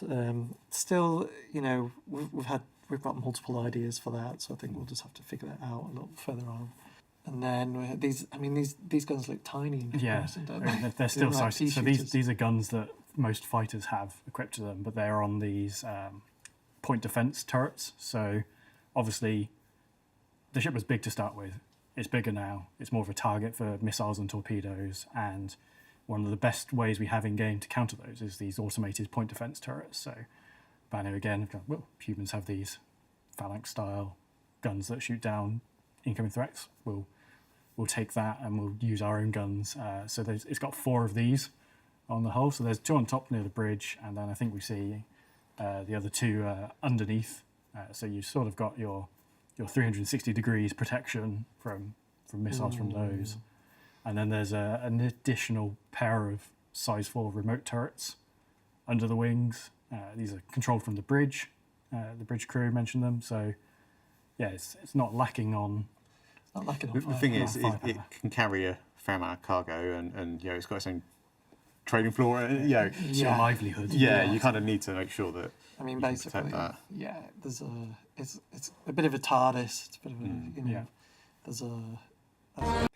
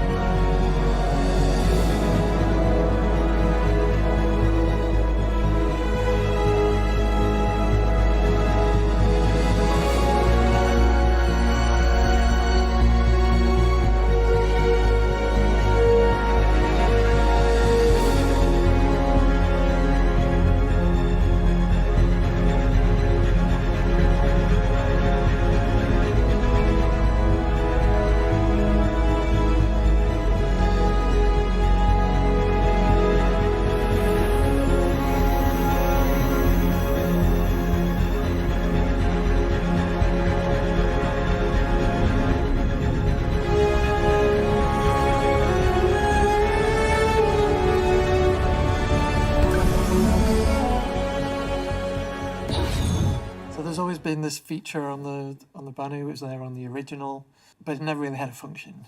You know, some people called it the paddle, some people called it the flipper, but Chris was like, okay, it needs a reason to be there. It is very dominant. Yeah, in its development. So. I'll always remember that one bit of Defender concept art where it's just there, just destroying a mountain. It flies over, just dragging it through. So we've, you know, it's a multifunction essentially because one of the difficulties was at the top of that flipper, fuel scoop, sorry, is basically the entrance to the marketplace for traders and the public. So it was, you know, there's that challenge of what it needs to look, you know, it needs to do its job, but it also needs to look visually appealing because it's going to be the entrance. So there was, and we'll see that a little in a second. But it was always a bit of a tricky thing to solve. And so, you know, again, we're seeing here as John mentioned earlier, the ship got wider and didn't actually fit on a landing pad.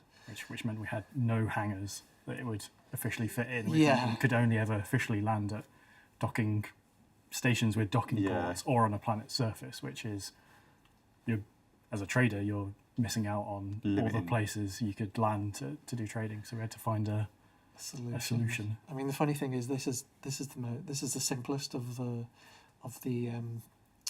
solutions that we came up with. I mean, there's probably like 10 others that we did. Some of them were super crazy, parts just folding back on each other and all sorts of things. So, but in the end, I think, simplicity wins out. I mean, they're not small bits of wing to move. Yeah, it's kind of deceptive. I mean, there's gaps here, and we haven't got the mesh in there, but there will be. We'll work it out for you, Ben. Yeah.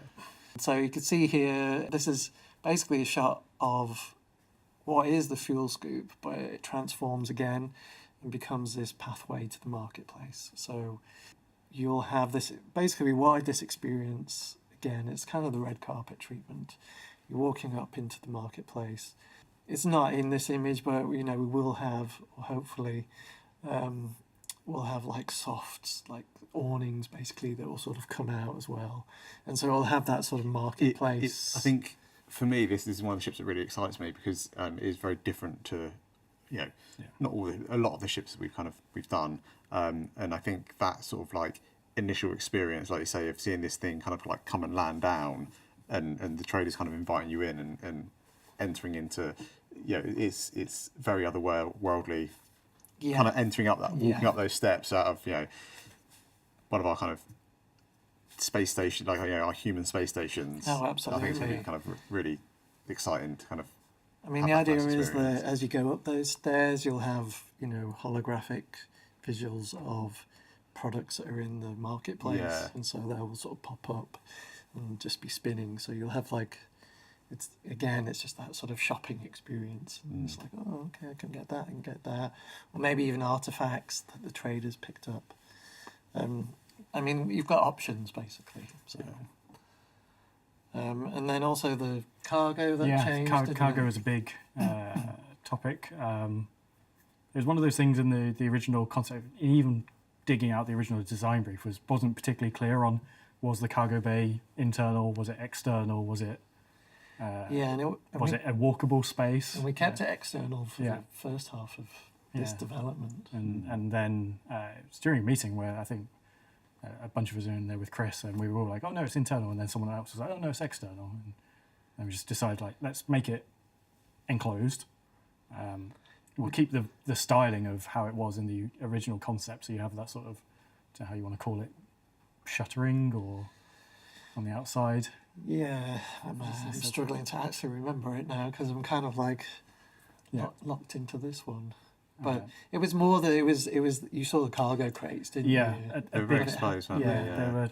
They were exposed certainly from underneath. You could see them all. Yeah. They were top mounted and they could all drop down. But that caused huge problems with the entrance case where if they could all drop down at the same time, then you couldn't get in the ship to start with. So we did have a solution, but this is definitely better. Yeah. So now it's enclosed. You just have one way of dropping at the front, and then we'll see later how it's all managed inside. So you can have the front ramp open and cargo coming up and down. The two systems are not interfering with each other. that was a your big cargo thing. is more protected as well. Yeah, and that's kind of, I guess, a key element of it, isn't it? Is not only having the like footfall into your marketplace, but these big trade items, you're going to need to deliver them. Yep. So we're going to move on to. So we've been looking at sort of functional images of basically explaining how we've been dealing with design decisions and how that's affected art. And so now we move on to the sort of the sexy stuff of looking at how we've taken the existing Banu materials, from the early Merchantman, which there was a lot of good stuff on that, and then just progressing it a little bit further. And again, this is still probably this is subject to change still. It's previs, but in terms of where it's heading, it's really quite exciting. And so not everything is modelled in this, so there probably will be more folds in the metal, kind of like there is on the Defender. Where, If you look at the concept images versus where it all ends up pivoting on those arms, there's a lot more detail. There's a lot more, there's a lot more sort of intricate sort of folding of the metal, and so we're just kind of like working in, we're kind of sort of turning it into more.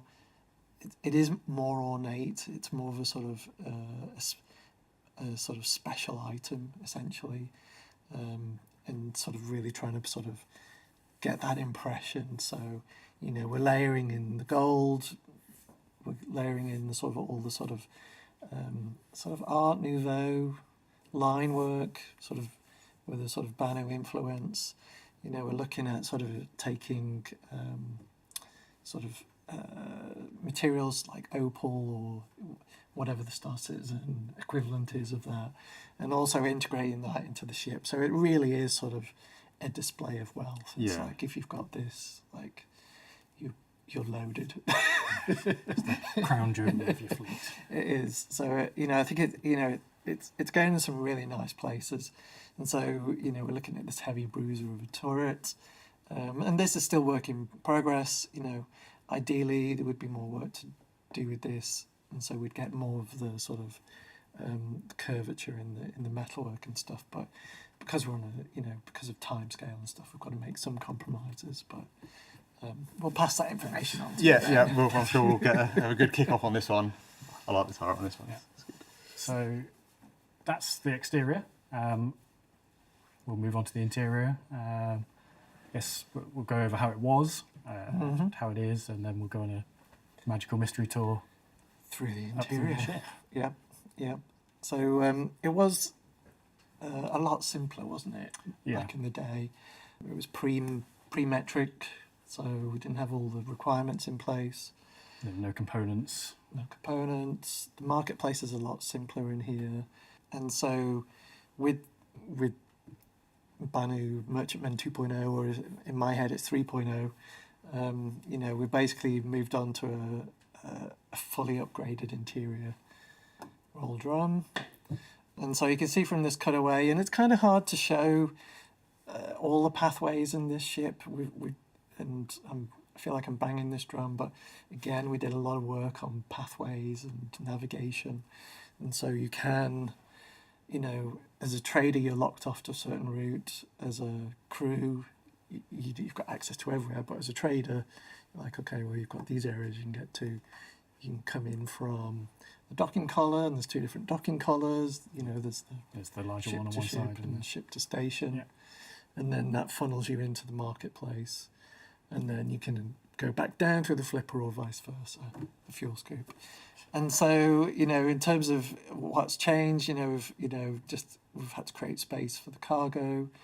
The hangar for the Defender, that was a massive one. So a lot of just shifting the internals around.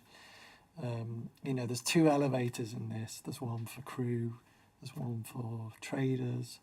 Again, I think that kind of like builds on the experience of someone coming to buy stuff there, though, and to me that's kind of like part of the lure of the ship is that, like you say, the crew have their own everything itself, but the kind of like the people that are coming to spend money, that experience is like the kind of like one of the core elements of that ship. That's what makes it kind of so special. A different experience to Yeah. coming on board it that way versus living on board it and Yeah, totally. Working on world. And so we'll see here that these are like previs images. These are straight out of 3D Studio Max with a bit of Photoshop magic.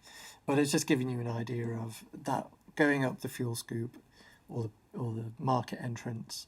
You know, you'll have the awnings all folded out. It should be a real grand experience. Will we have red carpet? I kind of like, I don't know why in my head it's like Aladdin's cave. Do you know what I mean? Yeah, That's totally. what it kind of. And we had some reference images as well. Oh, okay. For the marketplace, and so here you've walked up, and you're again. This is always in this concept theory has always been this tree of life essentially. So basically you enter at the base of the tree, and then it forms the spine, and then that tree branches out and basically reaches to the front of the ship. That's the theory. That's always been this organic theory. The same in the Defender. You come in the Defender up the ramp. Yes. And then you have that big central tree which houses components, and then that stretches out and back around to form. So the line work in this is a little more sort of refined. It has gone less organic compared to the Defender. We've kind of gone for a slightly less alien feeling. Yeah. Just to like doesn't feel like it's actually a tree that has grown and they build a ship around this kind of organic thing. It is a ship. Yeah, absolutely. And so here is a capture from 3D Studio Max, just so it's super clear. Like this is the lower floor. So the marketplace is split into 2 floors, 8 shops on each floor. Yeah. Or is it? No, sorry, 4 shops. 4 on shops each on each floor. one, 8 total. And then you have this little walkway that sort of goes over the top. You can kind of see here, obviously, we've got a flying jellyfish.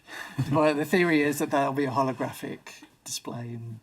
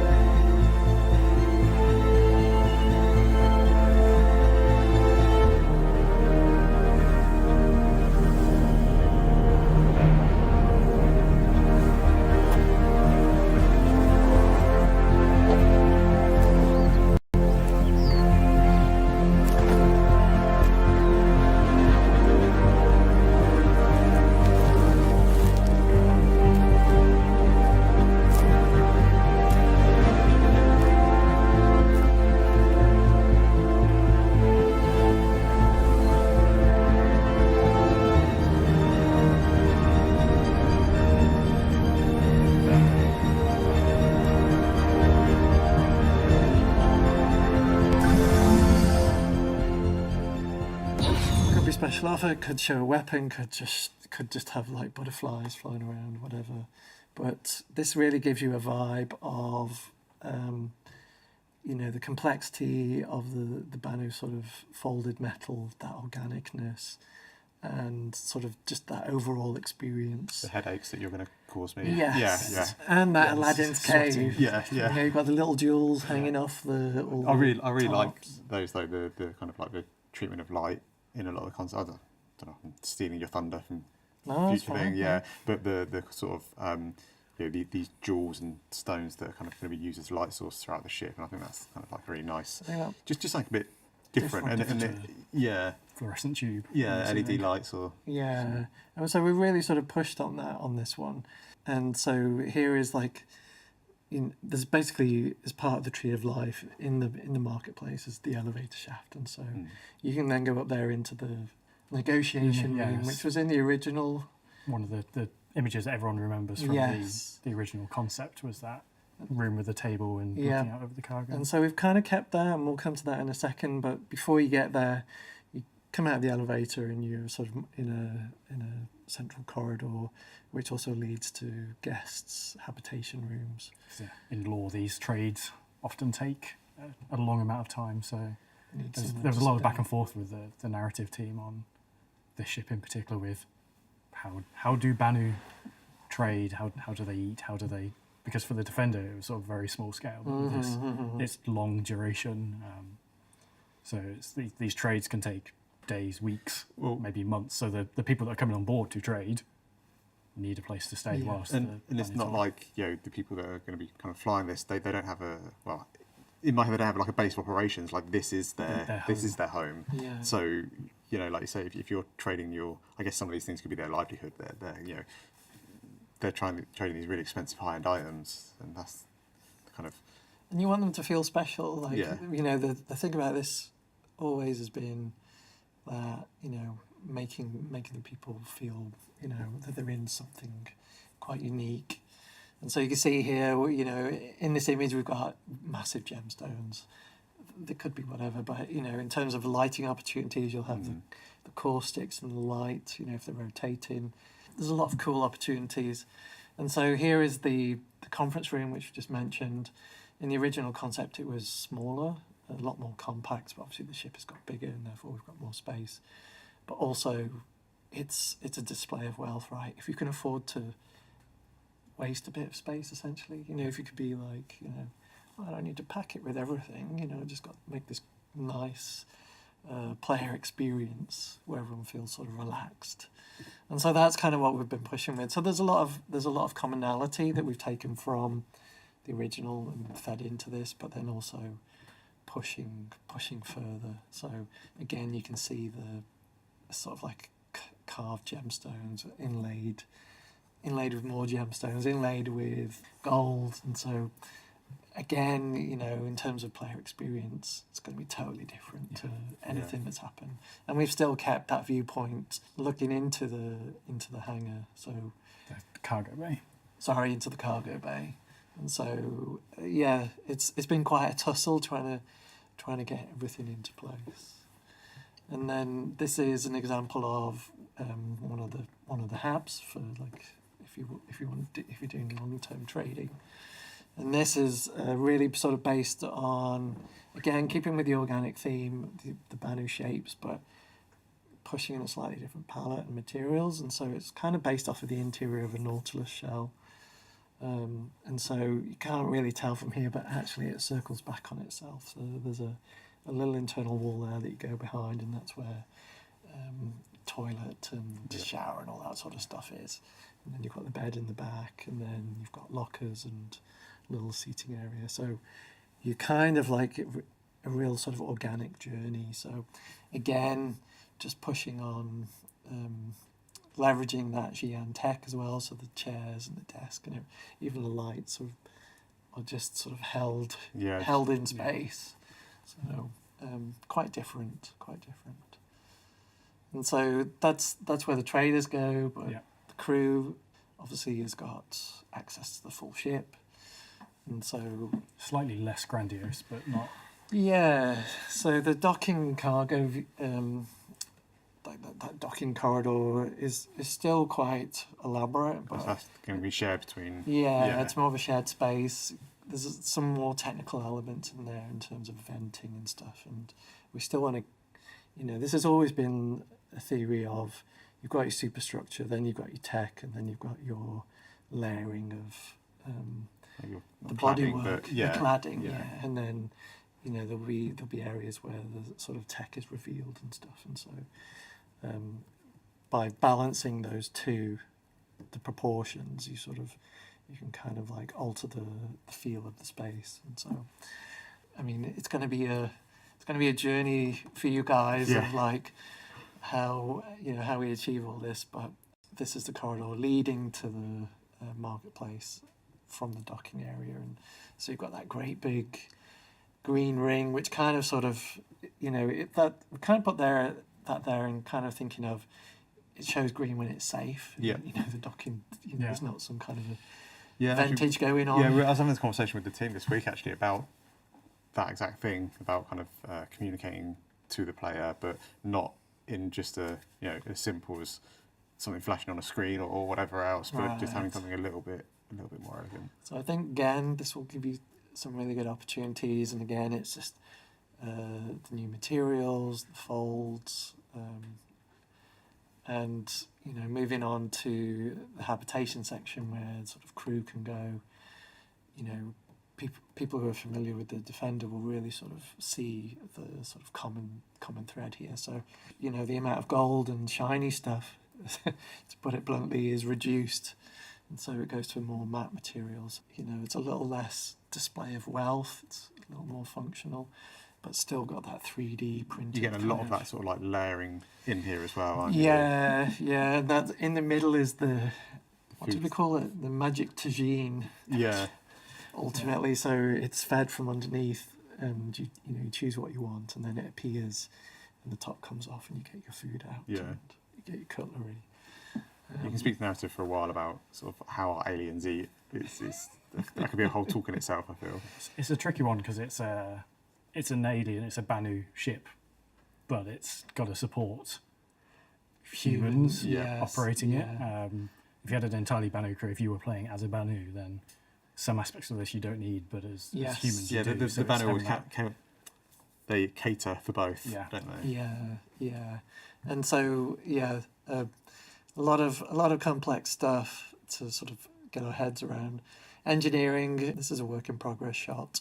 It's one of my favourite bits, though. I really like this. And you can't really tell from this shot, but it's essentially set over 3 levels. You've got that main middle level, and you can sort of get on mini lifts to drop down to components or walk up the stairs to some elevated stuff. But essentially this is leading to the main central engine, and that is like sort of counter-rotating all those elements, and so you get this awesome shadow play basically going on in the room, like really sort of cinematic. Looks extremely cool in motion. And if we can tie it to either were you talking about whether tying it to damage or the state of the It sounds like engine. a good idea, so I'm going to say yes. So if the engine's malfunctioning and it's sort of slowing down and stuff, that'd be kind of cool. I'll claim that one.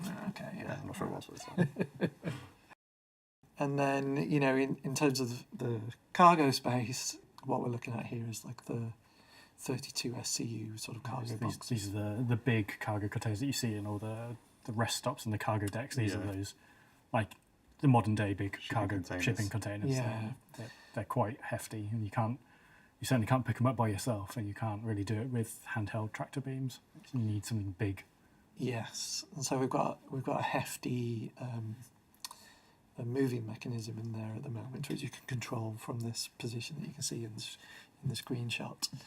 And so that'll be something else to work out, Ben. But something else to work out, John. But will be a really cool area, and sort of just below you, that's basically where the sort of the loading platform is. Yeah, because it moves the cargo containers into that space, and then that space kind of drops down, doesn't it? Yeah, so there will be that sort of like, I need the bottom one on the third stack. All right, okay, let's shift everything out. And there is that sort of mini game of Jenga almost with how you're gonna access stuff. Yeah. And all the time you'll be able to see from the negotiation room the poor guy moving it around, just to mess it up. But yeah, as a result of all those changes, the cargo capacity has gone down a little. I think it was a nebulous number to start with that had never really been proved Still out. pretty It's still big. big. So Yeah. it's around 2,800, which is not a small amount of cargo by any means. Yeah. So it's still well above most ships, but until you get to the hull series, I was going to say, I can't remember what our whole series. the hull is over 3,000, so it's still, yeah. it's a lot, Plenty. but maybe not quite as much as people were hoping for originally. Although I think Looks pretty though. It does. a loss of cargo, but you're gaining so much more. Yeah. So, It's always a give and take with these things. Of we could make every ship do everything, but then they just become these humongous vessels. So it's always a trade. So moving now up to the bridge area, and what we're looking at here is very much work in progress. I mean, we are literally working on this right now. In the sort of top left, had to think then, is an image that we created sort of on round 2, and we're sort of leveraging that heavily. So a lot of those shapes will appear into this new stuff, but in this new sort of configuration, you're able to access the bridge, but you're also able to access the remote, not the manned turret. It's more of an experience, and then also you've got side corridors which leads you to. It's got a special name though. It's like it's not a meditation room. I can't remember the name of it. There was a approved name, wasn't there? Yeah. I can't think what it is. It's kind of like a sort of sacred space where sort of the Banu can sort of pay. We've kind of got sort of equivalent of prayer wheels. That's kind of the theory. So it's like this nice little columns.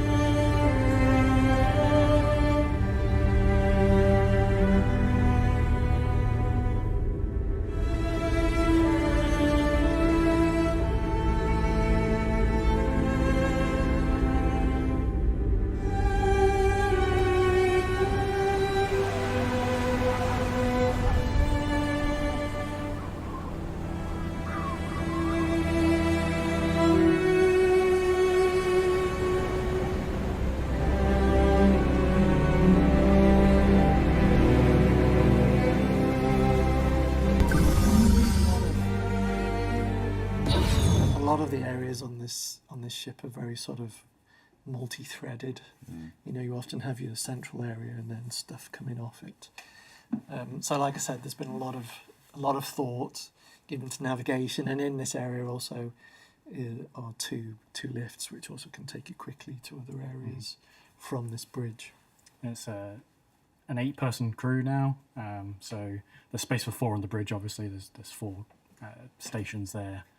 You have 1 person that can go to the manned turrets towards the rear, 1 person that can fly the defender, and that leaves 2 to deal with everything else whilst you're flying around, because you can still trade whilst flying around, but it's probably not the wisest of ideas if the person who's come on board to trade has left their ship behind. So I mean, it might be good for negotiations. Yeah, good for negotiations. Yeah. But that 8 crew can then fill the 8 shops if you're just landed on a planet somewhere. You pull double duty. You don't need to be flying if you landed. You can man your shop, or you can let 1 person do double duty in shops. Yep. This is an example, well, a full-size image of that round 2 concept of the bridge, and again you can see the sort of the superstructure and all the layering basically. So you know we have changed the configuration since this image, but a lot of that theory is going to get transposed onto this new one. Same with the materials, and again just continuing with that flow of from back to front, basically, always sort of this tree of life and going to the nose of the ship. By the time people see this, we'll have actually had someone start that's true. Start working on it. So it's actually in production now after all these years. Yeah, it's going to be good. So. This is actually one of the ships that I'm really excited about kind of playing with in game.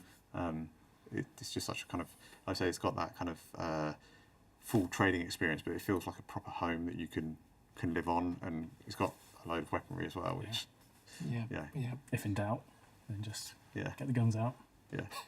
You will buy it. You will buy it. So that was the Merchantman. Pretty cool. Looking forward to seeing that go into production and go through production, because it's, by the time people see it, it will be in production. Yep.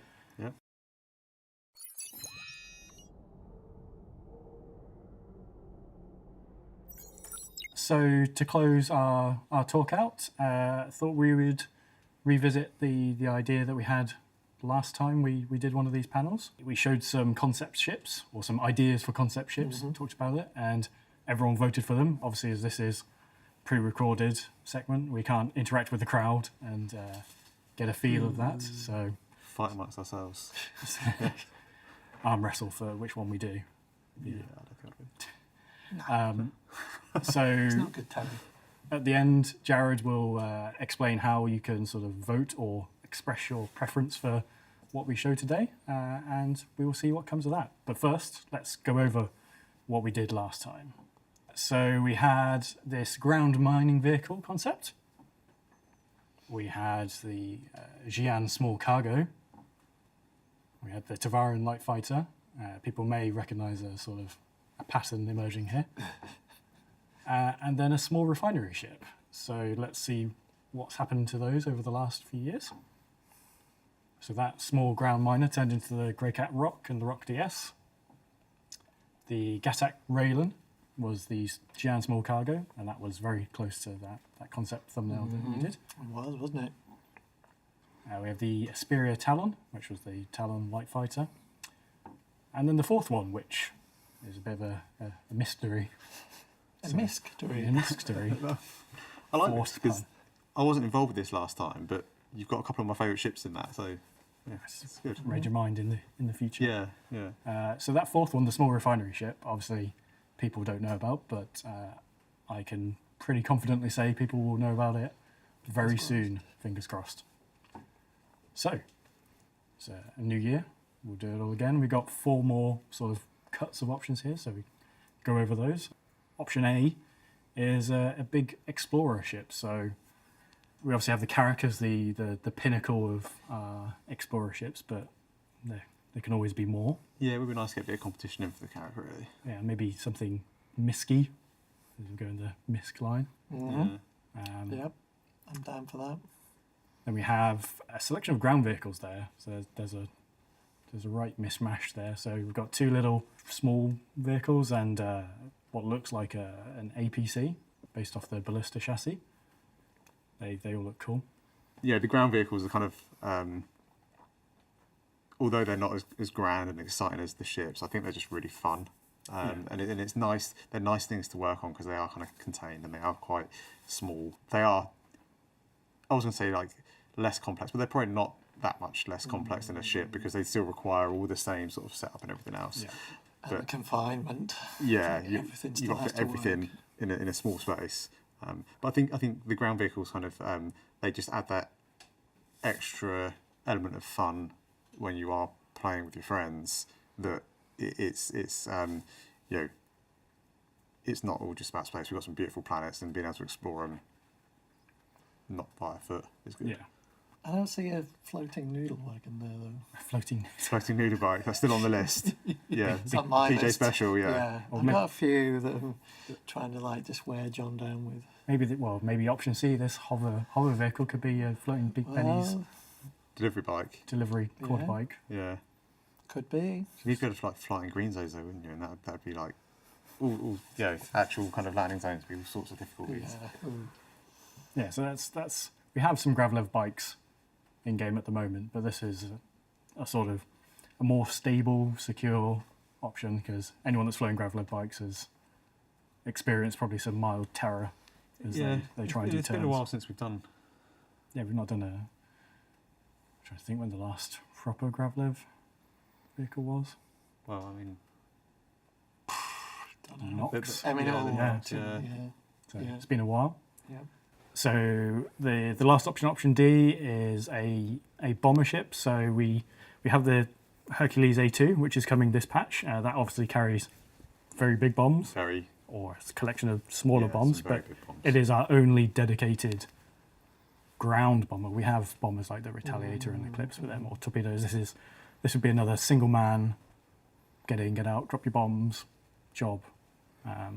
Nice. I know I've kind of said I like all of them, but for like I think the visual aesthetics of the bombers is kind of like the single seat bomber. They just look cool. I think the hover vehicle for me. Yeah. I'll go for the Explorer ship at the start because I like big ships. I cannot lie. Do you know? I was wondering if you were going to do it. And you It was did. going in my head. Yeah, so I was like, do I stop with this? No. Yeah. But yeah, I think a nice big Explorer ship that you can have all your friends on board because that's really where you have the huge amount of fun with Star Citizen is getting a group of friends together and just going off. I just think and causing chaos. Visually, the small little kind of compacts are cool. Can we have them all, John? Maybe. I guess we'll Well, find what out. happens if we do get like a perfect split on the votes? Yeah. Like Jazz and come back to be like, well, actually, Definitely don't come down trying to split the votes. Yeah. So we have to make them all. But Just double your team, Ben. Double the team. it could happen. I'll try. Yeah, thanks. So yeah, that's a little wrap up at the end of the show. So obviously it would have been easier to do this in person, but the world we live in doesn't allow that at the moment. Hopefully next year, but Yeah. I don't know. Yeah. Jared will come on in a minute and explain how to vote for these. Leave your comments and suggestions on them, and we'll see what happens.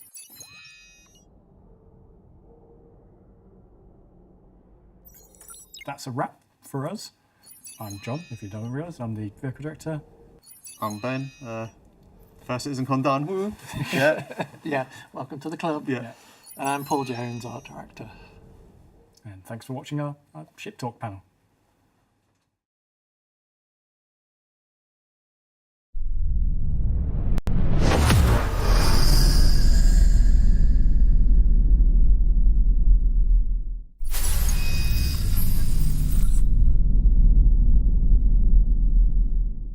Hi, I'm Ali Brown, Director of Graphics Engineering here at Cloud Imperium Games, and today we're going to be talking about Gen 12, our new multi-core renderer.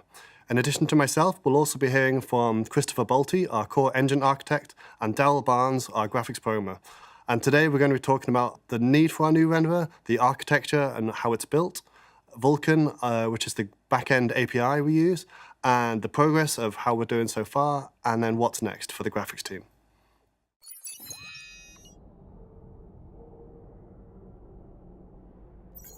So to help understand the need for the Gen 12 renderer, I first want to take a look at the high-level structure of our existing renderer to try and understand how the new renderer will differ.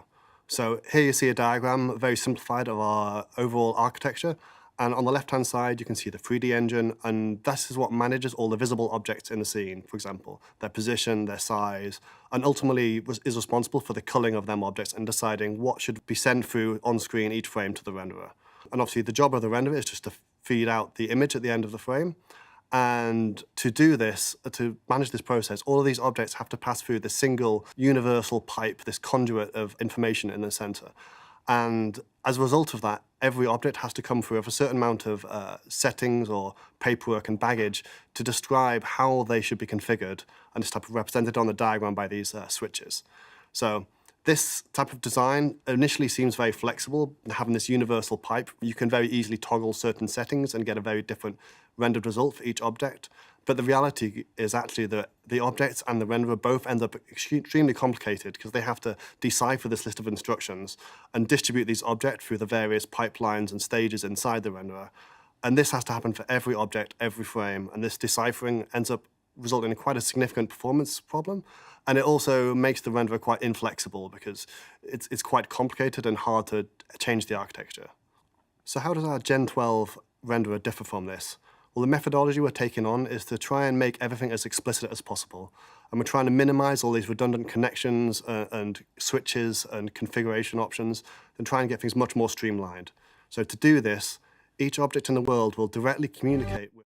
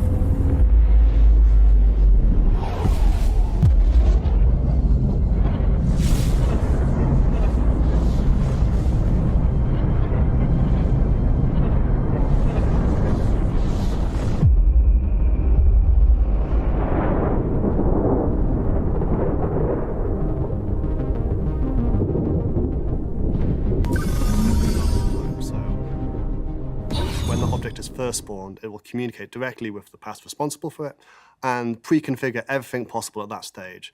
Now, this has a bunch of benefits. So by speaking directly to the thing that's rendering it, it doesn't have to worry about all the other rendering systems. So we end up with a much more limited set of parameters, both on the object and on the rendering pass. And all of the settings we do have are very relevant for the task, which makes things much less complicated. And it's easier to optimize, more flexible, and more modular. So each of these passes then goes on to generate lower-level commands that are actually going to map directly to our graphics API, which is the piece of software that sits just above your GPU driver.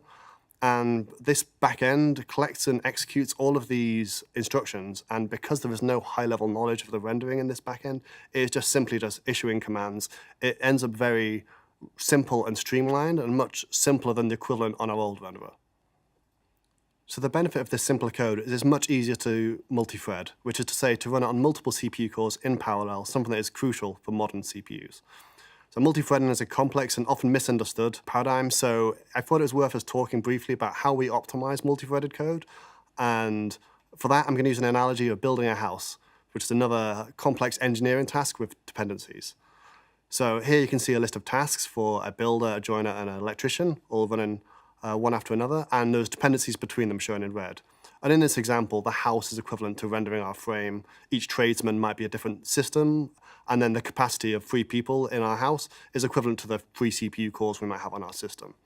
And the occupancy, as in the average number of people in the house, is effectively the same as the CPU or GPU utilization numbers you might see in Task Manager. So in this example, we can see the project takes 11 units of time and is on average 60% full for this house. Now, this occupancy of 60% isn't the direct reason that it takes 11 units of time, and that is in fact down to the critical path of work where the builder is blocking the joiner and the joiner is then blocking the electrician. So the obvious answer here is that you need another builder or multiple builders to work on this in parallel to unblock the joiner, and so on. You can keep on parallelizing this work to try and reduce the critical path. And that is our focus when we're optimizing multi-threaded code.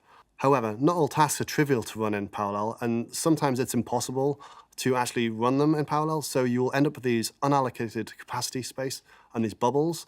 And in this case, if we imagine the electrician was in fact our GPU, then the fact that it takes longer is just going to result in a CPU bubble, which is unavoidable. And this type of thing happens very frequently if you have a configuration, for example, a very fast GPU and a very slow CPU, then unavoidably one of them 2 systems is going to have a bubble. So we can fill these bubbles with non-critical work like streaming meshes or textures, and this can help fill the unused CPU capacity. And this can be useful to try and get some extra work done, but ultimately it's not going to improve the performance of the frame. And the point I really wanted to drive home was that the CPU and GPU utilization, which are often looked at as key indicators of performance, aren't actually the direct thing we should be looking at. They are useful as statistics, but ultimately the frame time is the only thing that matters and the critical path that resulted in that frame time. So as we roll out Gen 12, we'll hopefully be putting some new statistics in there that the players can see to help them understand the performance and understand these bubbles. And that should hopefully give a little bit clearer insight into the performance of the renderer. So how we actually achieve this parallelism in practice, that's going to come down to 2 major changes. One is the architectural changes, which Christopher will talk us through, and the second is the Vulkan graphics API that Darryl is going to talk us through. Welcome to the next section of our Gen 12 renderer presentation. My name is Christopher Bolte, Core Engine Architect here at Cloud Imperium Games, and I would like to spend the next few minutes introducing the high-level architecture of our in-development Gen 12 renderer.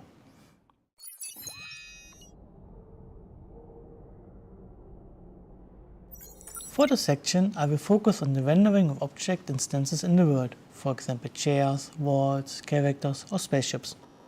This part of the rendering pipeline is called scene object rendering and has the largest impact on runtime performance. There's also a lot of work happening on the architecture to manage operations which work on all pixels on the screen, so-called post effects, but I won't cover those. The current slide shows our existing renderer code setup. We have a main thread, which does all game simulation as well as figuring out what objects we should draw for every frame. And we have a render thread, which takes all those objects and translates their description into GPU commands to render them on the screen. The system is set up to double buffer the data. In other words, the render thread is working on data from the previous frame while the main thread produces data for the next frame. Such a setup allows easy performance improvements in some situations, but it also has two issues on modern hardware. First, the rendering code won't scale over multiple CPU cores, which can result in a bottleneck during execution. In other words, every visible object adds a certain cost. The more objects we render, the higher the cost. And as a single CPU processes this cost, no matter how well we optimize, at some object count we will run into performance issues. Second, since the main thread and render thread must be synchronized with vsync, we can end up with very bad load balancing. As shown in the slide, if the main thread takes longer than the render thread has to be idle and wait, and vice versa. If the render thread takes longer, then the main thread has to wait. During such wait time, the CPU is underutilized, especially if waiting for the single core render thread. One goal for the Gen 12 render is to remove this kind of bottleneck and instead architecture the system without those waits and allowing every operation to utilize all CPU cores. When we utilize all CPU cores, we would still have an object limit, as every visible object must be processed. But we can process a higher object count and at the same time reduce the latency on the main thread until all objects are processed, as we will be making better use of modern multi-core CPUs. Let's take a look at some details. For example, please keep in mind that the size of the sections are chosen to visualize the cost.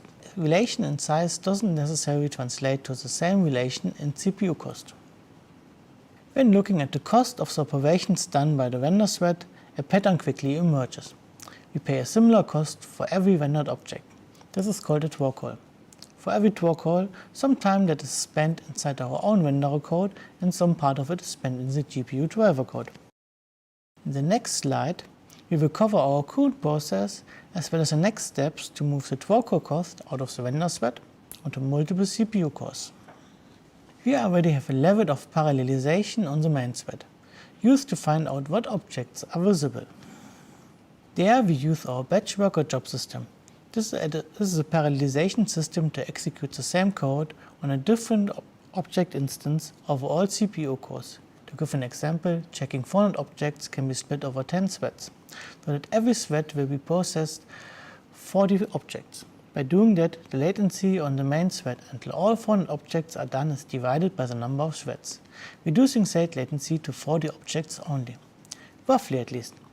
As in the actual system, several low-level factors affect the execution, making this statement not fully true, but covering those would be out of scope for this presentation. The visible check itself happens multiple times per object in a frame, as an object can be visible in the main camera, but it can also be visible in shadows, or via remote location rendering, the so-called render-to-texture or RTT rendering. The slides show those pairs simplified, as we can have more than one shadow pairs for example. Those visibility checks or culling operations are performed on all CPU cores with the batch worker system. When an object is determined to be visible, its rendering description is copied into multiple temporary buffers. Those temporary buffers are processed on the next render thread frame to submit every object's twirl call to the GPU. In other words, object culling is already at the point where we want to have the twirl call processing. Right now, we are in the first implementation phase. We have defined our low-level code building blocks, ensured our APIs work, and are now in the process of moving our own rendering code out of the render thread into the existing batch worker execution. This is a very time-consuming refactoring, as we need to change every rendering feature in a very old and large code base. But we have set it up in a way to allow us to gradually move over parts step by step. After this operation is done, we still copy state to a temporary buffer to be processed by the render thread. But the state which we copy is prepared in a way that we can directly send it to the GPU with minimal processing on the render thread. Doing this step will already give us performance benefits when we are render thread bound, as less code will be run on the render thread. Additionally, this is a necessary stepping stone for the next phase.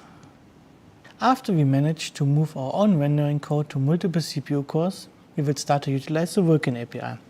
One major selling point of the newest generation of graphics APIs like Vulkan is the possibility to generate GPU commands on multiple threads.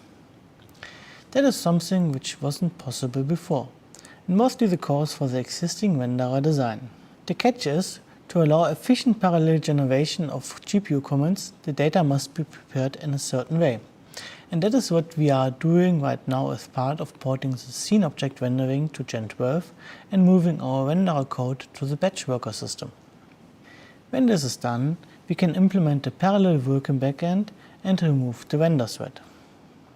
After all that work is done, our renderer should be able to process a very high number of visible objects at lower impact on the frame time.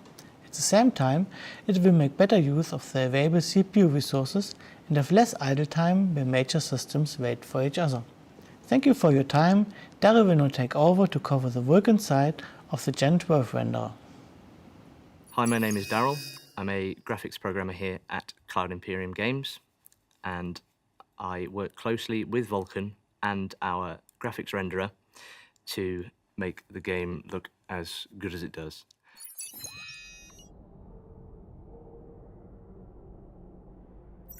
So what exactly is Vulkan?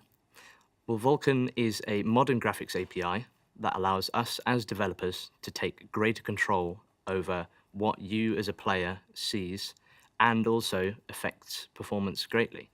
As you know, we already have a few areas of bottlenecking on the CPU, but the design of Vulkan allows us to alleviate these bottlenecks by submitting work in parallel to the GPU.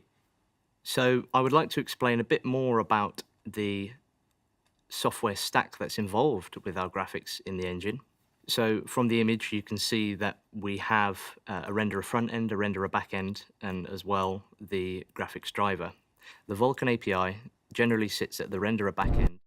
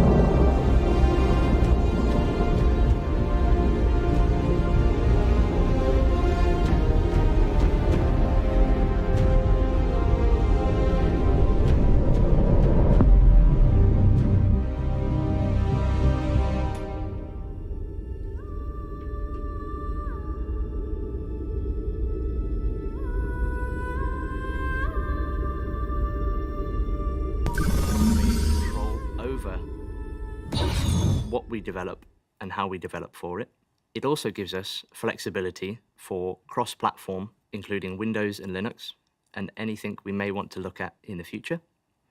The graphics driver stage is not managed by us, but we look at that and we gather information and process any crashes or any issues that might happen, and then we can deal with those further down the line. So you can see now how graphics APIs have changed over time. We're of course in the more modern section where Vulkan is on feature parity, essentially, with other APIs such as DirectX 12 Ultimate. You might also be wondering what a graphics API actually is, and we see that as a tool that is used for development that can interface between your graphics card as a player and us as developers so that we can give you the latest and greatest. Vulkan also has many features and extensions available to it that we will be exploring in the future, such as variable rate shading, bindless resources, and GPU accelerated ray tracing. To address any issues, we also need to collect data from our players' hardware so that we can use that to target specific features and extensions. We're not aware of any large-scale multiplayer games that captures Vulkan data live in the exact same way we do. Capturing this data allows us to plan ahead for any optimizations and then leverage that for the larger majority of players so we can bring you the latest and greatest. On screen at the moment is a diagram that shows the distribution available for Vulkan API versions amongst currently active players.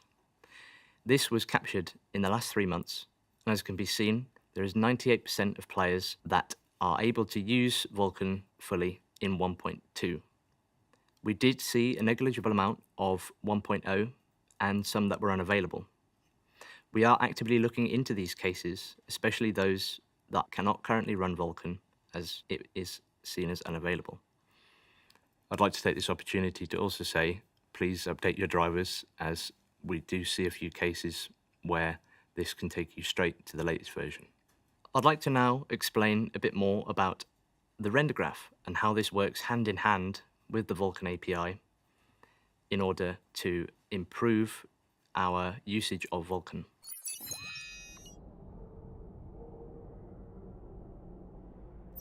So a render graph can be seen as a collection of stages that depend on each other.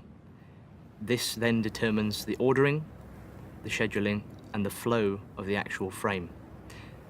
This allows us also to then achieve any synchronization that we need to during that frame. It also helps us from a design point of view, as we can look at the render graph and see where there may be issues or potential optimizations.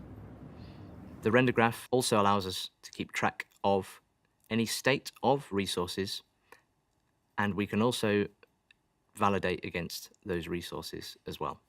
Now I would like to explain the render graph as a whole and give you an overview of how it works between the GPU and also how it works in terms of our frame. So a frame is made up of a collection of passes, and sometimes we require a texture to switch states, perhaps between read and write. The graphics driver used to do this for us, but now with modern APIs such as Vulkan, we need to carry out this work ourselves. What the render graph will then do is insert a pipeline barrier into the render graph and pass this work along to the GPU and switch the state.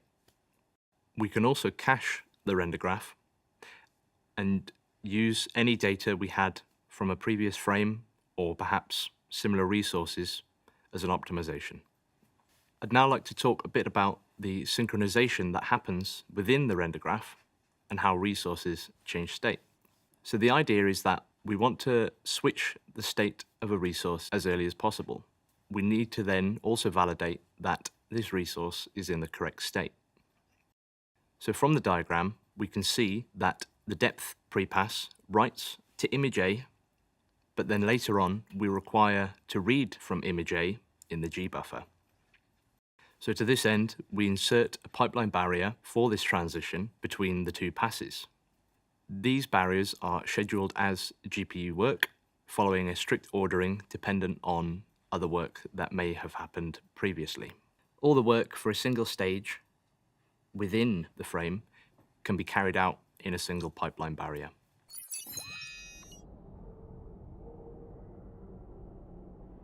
I'd now like to talk about some of the more nuanced areas of our Vulkan implementation and how this affects us as developers and you as players. We use the DirectX compiler for our shaders, and this can compile our HLSL code into SPIR-V. DXC is a more modern compiler and has features that span both the D3D set of APIs and Vulkan.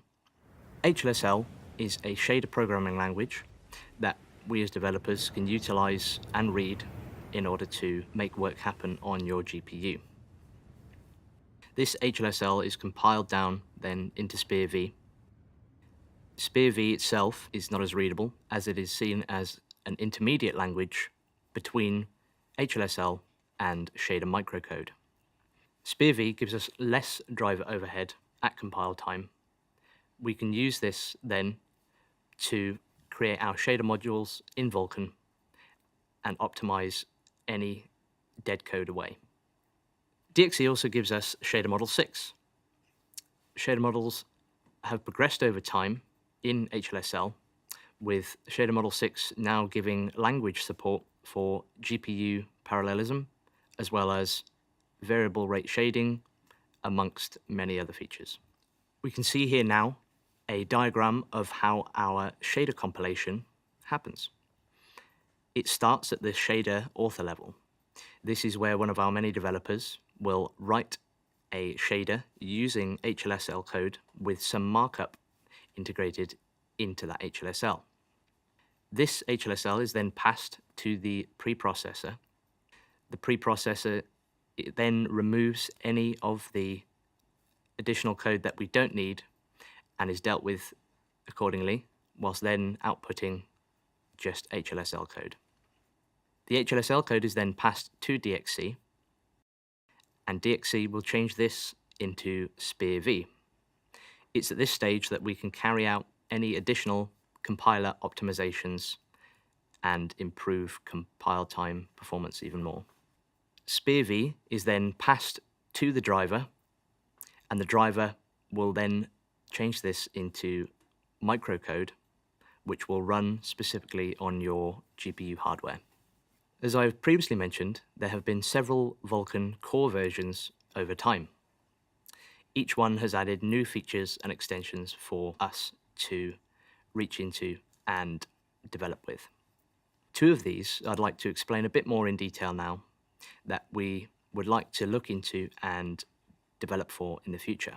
These are both bindless resourcing and also fragment shading rate. Fragment shading rate can be seen as the same as variable rate shading, as you may have already seen. What this does is works on groups of pixels instead of a singular pixel at a time within the shader.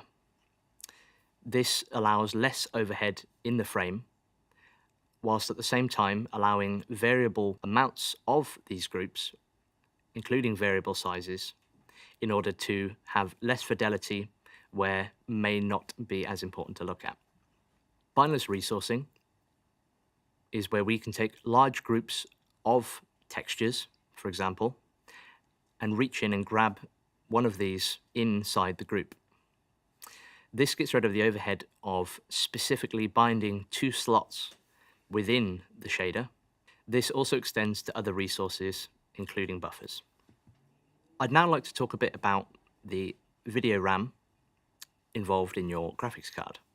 VRAM used to be managed by your graphics driver, but with Vulkan and other modern APIs, this is now managed by the developers. There are existing solutions towards this. However, we have decided to use our own implementation. This is because we know exactly what resources are used upfront and how much memory these resources use. Using this, we can potentially beat what the graphics driver used to be capable of. As we know all of our resource life cycles, we can take advantage of that. From the diagram, we can see memory being paged in and out as it used to be when it was managed by the graphics driver. On the other side, we can see memory being allocated and then suballocated, and we can then offset into the data from this suballocation. The memory paging of years past could potentially result in a performance loss, because this was seen as a more one-size-fits-all. We, of course, want to avoid any of that performance loss and the memory cost involved by offsetting into these larger buffers. This can also help mitigate cache misses. This then leaves us with all of the allocation, freeing, usage, and reusage of resources. I'd now like to pass you back to Alistair Brown, the Director of Graphics Engineering. Following on from what Dowell explained there with the explicit memory management in Vulkan, we're intended to expose some of this memory management to the player through the advanced graphics options. We're going to let you tweak the memory assigned to each system so you can balance the preferred visuals and performance for your experience. For example, you may want to balance the output resolution of your game to a higher resolution, but then sacrifice some shadow quality. Or maybe you want to use a lower internal resolution and rely on upsampling to achieve higher texture quality. These options will all be available to you, and obviously only capped by the hardware that you possess. So to summarize, with our Gen 12 renderer, we're hoping to achieve something that is more efficient, modular, flexible, and minimal abstraction to the hardware, and uses modern graphics APIs like Vulkan. So now you know a bit more about what Gen 12 is, I'll try and let you know where we're up to.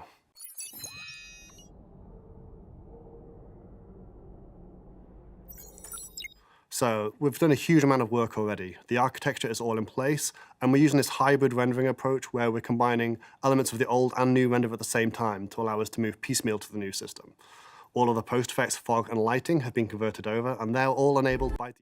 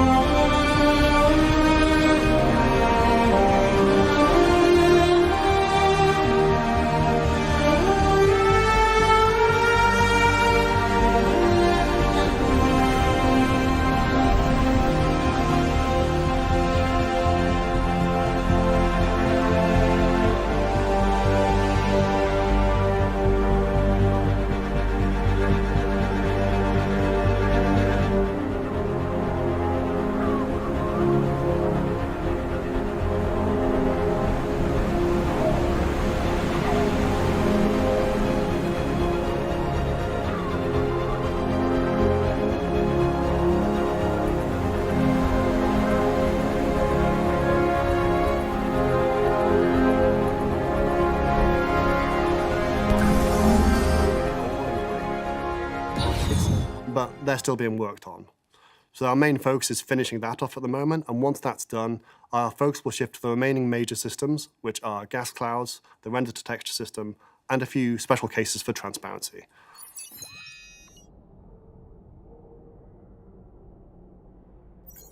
After this, that's where we'll start seeing the public milestones, and the first of that will be 100% usage of Gen 12 and none of the hybrid approach. This will still be at DirectX 11, our current graphics API at this point. And then our second milestone will be the Vulkan API release. That will be optional at first and then mandatory after we've removed all the bugs.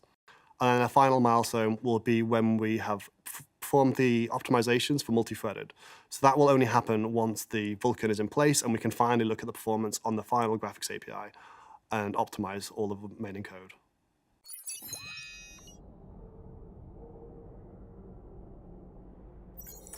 So after Gen 12, I just briefly wanted to touch on what comes next for the graphics team. So a lot of Gen 12 has been focused on CPU performance. So after Gen 12, we really want to start looking at the GPU performance. The first few things we'd look at here were things that wouldn't change the visuals, just improve the frame rate. Things like DLSS, FSR, async compute, and variable rate shading. After we've improved this GPU performance, we want to start looking at some of the more exciting visual features. So then there is also mesh shaders and primitive shaders, which is technology we can use to generate procedural geometry. And this type of thing could be really exciting for things like the planets or asteroid fields where procedural geometry is critical. And then there's the big one, ray tracing. We're very excited to get onto ray tracing, especially to use it for lighting, such as global illumination, but also reflections and shadow quality. There's a lot of exciting areas for us to look into, and we can't wait to get into it. So that's it. I just wanted to say a big thanks to everyone that's been involved in this technology. It's involved the graphics team, engine team, VFX, and Planetech all working together on a huge piece of code. And we can't wait to get it into your hands as soon as possible.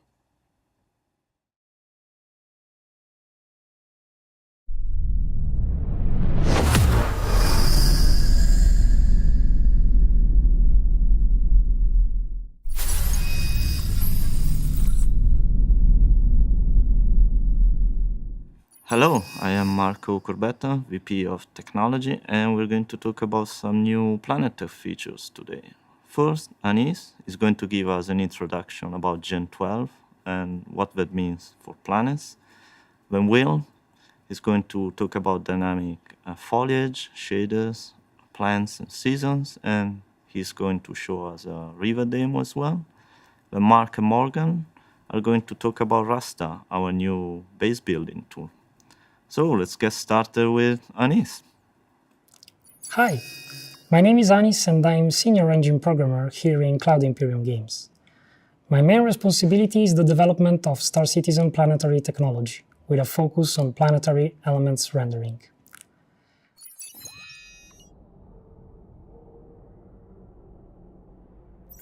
While there is another talk dedicated to Gen 12, I wanted to touch a little bit on how it applies specifically to Planetech. It's our rendering abstraction layer API.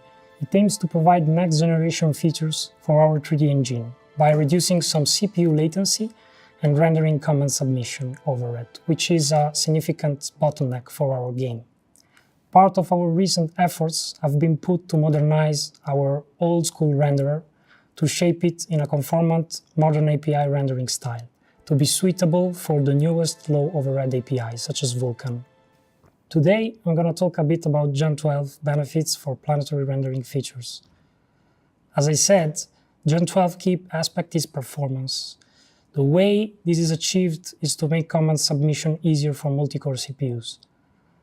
All Gen's rendering APIs rely on a single thread, in which you have the view of a single timeline where GPU comments are guaranteed to be executed in order. The driver does the rest and is responsible to handle memory and synchronization. Gen 12 can scale much better, thanks to the ability to dispatch in parallel commands that are submitted from different execution units. The memory is directly handled by the renderer, and synchronization primitives are used to make sure commands dispatched in the right order by considering cross-dependencies between resources. Since the rendering driver is thinner and more responsibility is given to game developers, this opens a new opportunity to forge a new renderer for specific needs a game like Star Citizen might have. Our planetary technology introduced a new set of engineering challenges, So we need to be very creative due to the fact that most game industry standards techniques are not working very well for Star Citizen. Thanks to Gen 12 optimizations, we can push our planetary rendering computational budgets to perform more GPU operations. This translates to better visuals, more details, and less compromises. As a member of the PlanetTech team, I will show you some improvements we've recently made for our planetary terrain rendering pipeline. We made two important terrain improvements. The first is at ground scale level, and the second is for large-scale purpose. Both techniques use dynamic tessellation. Dynamic tessellation is a GPU feature, which allows to increase the triangle count on the fly, before a sterilization stage occurs. The new triangles are then manipulated to shape the terrain high-frequency details and improve surface visuals. This new technique is replacing our parallax relief mapping, which is a per-pixel technique.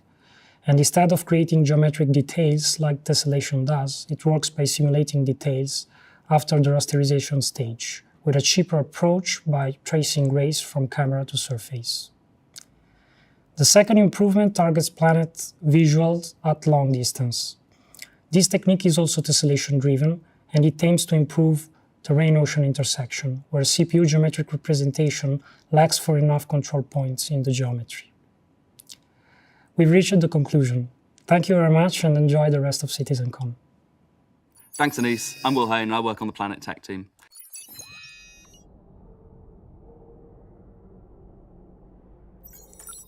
Over the past few months, I've been working on a number of improvements to our ecosystem spawning system, which is the system that spawns all of the objects on all of the planets. We've been doing this to give our artists more power and flexibility, as well as improve performance for everyone playing the game. The first thing that I did was a complete overhaul of how we spawn the objects. We used to spawn them on each terrain patch as that terrain patch was created, but this meant that we were limited in our control in that we could only spawn new objects when we were creating new terrain patches. The new system has an entirely separate grid division of the planet, and this means that we have a lot more control over the resolution of our objects when they're spawned and how we spread it across multiple frames, which means that we get better performance in the client. This also means that we're able to add a setting for the clients to control how far away each object preset was spawned. The next improvement we've started to look at is making the ecosystems react to their situation and surroundings more. For example, we can now introduce scaling biases for temperature and humidity so that certain objects, when in higher humidity, can be bigger or smaller, and the same for temperature. A new system has been designed for animal and entity spawning using tokens, which means that we can specialize our object presets better for different planets. For example, we have something similar for rocks. That means if you put a rock on a snowy planet, it goes snowy, and if you put it on a sandy planet, it looks sandy. Now we can do something similar for animals. We can specify a small herbivore, for example, and in the snow, this might spawn some sort of Arctic rabbit, and in the jungle, this might spawn something completely different.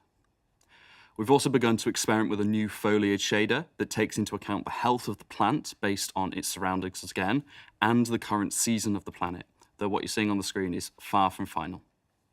In the same vein as that, we've been working towards having more dynamically placed biomes around natural areas. We've created dressing object presets that are automatically placed around coasts, and of course my favourite thing to work on, rivers. In the most recent couple months, I've been doing more work on the rivers to prepare them to be closer to what we would consider shippable so that we can get them out to the players. This has included finer control of both the shape of our rivers as they flow from springs to larger rivers, but also the objects that spawn around our rivers, so we have control over what spawns in the water, what is spawning on the banks of the river, and what is spawning further away and blending it into the biome that it flows through. The other thing that we've added as well is a wet edge around rocks, both in the sea and in rivers, which reflects the fact that they were probably wet from the river, and so they look a lot more shiny. We've also been working on introducing basins to the river system so that we can have more natural pauses in our river systems and other bodies of water than just the oceans. Another major change was to stop using the planet's ocean mesh and just displacing it up to the river, and instead building specific river mesh sections around the river.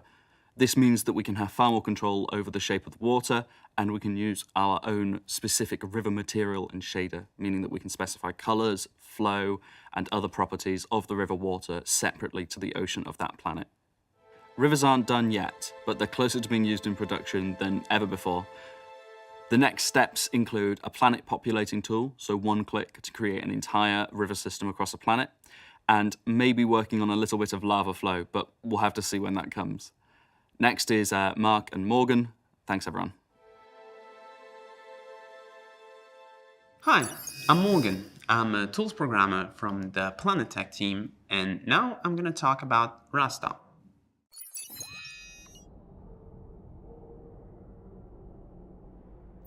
What is Rasta? Rasta is our work-in-progress tool for planetary locations creation and edition.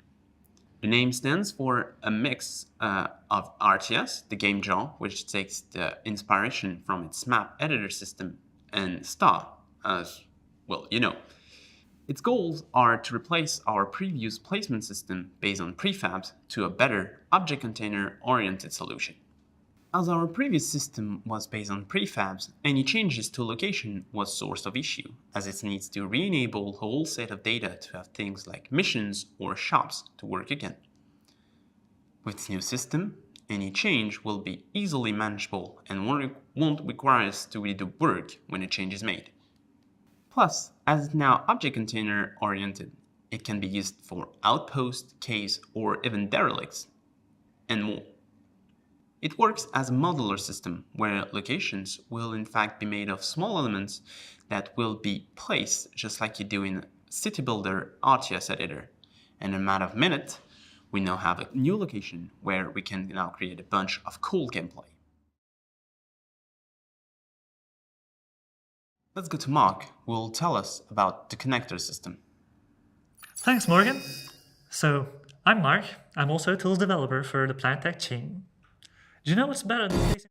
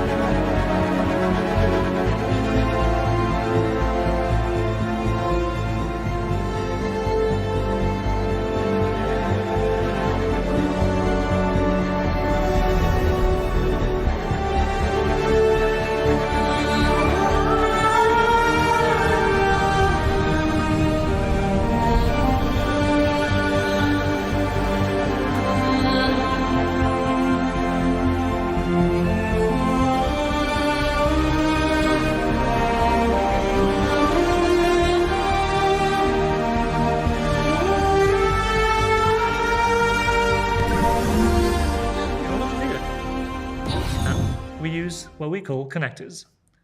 Basically, artists create small parts of homesteads that we can then snap together.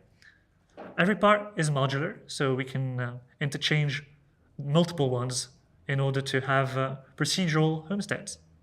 Every change is very simple.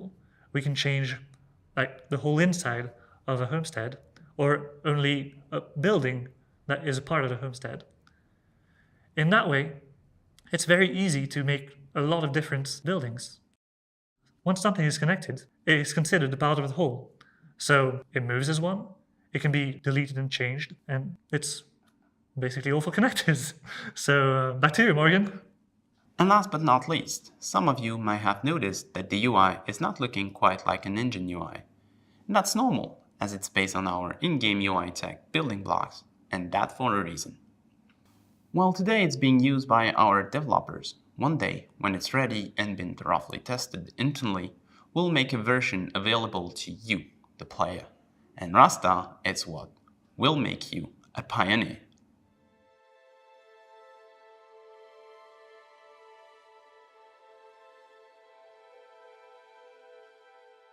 Thank you for watching. We are very excited about the tech we've shown you today, and we hope you enjoy the rest of Digital CitizenCon.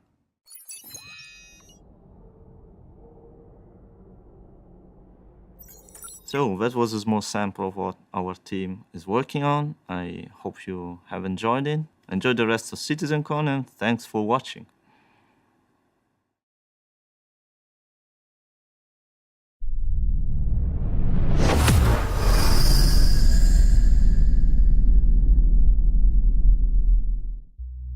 The concept of server, which has been ingrained since the beginning, has changed to become a mesh of servers.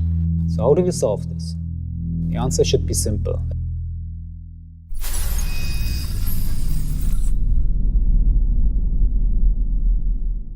Hi, my name is Paul Reindl and I'm the Director for Online Technology here at CAG. I wanted to take this year's CitizenCon as an opportunity to give you some insight into our exciting persistent streaming and server meshing technology. In this talk, I will cover a quick overview of the current streaming and server architecture and how we plan to transform the existing tech into what we call persistent streaming and server meshing. I also have Benoit Beauséjour with me, who later in the talk will give you more insight into the graph database that is powering persistent streaming. Hey Ben, how's it going? Hi Paul, hi everybody. I'm super excited to share some of the details about what the game services team at Turbulent has been working on to support the efforts to build this technology and make it a reality for you guys. Cool, let's get started.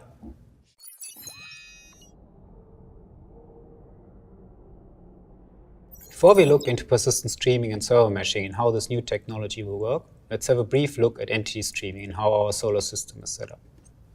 Each solar system can be seen as one giant level containing every single object inside the solar system. From the sun to the Ventura rock, standing as one large map. Since this is a lot of data, the setup is split up into a hierarchy of nested object containers, which can be streamed in and out individually. If you look at an abstract view of Stanton, it all starts with one solar system root object container. This object container contains the sun, the planets, and the moons around each planet. Each of those locations then has its own object container, and if you take a closer look at a moon, you will find the entities placed around the moon inside this object container.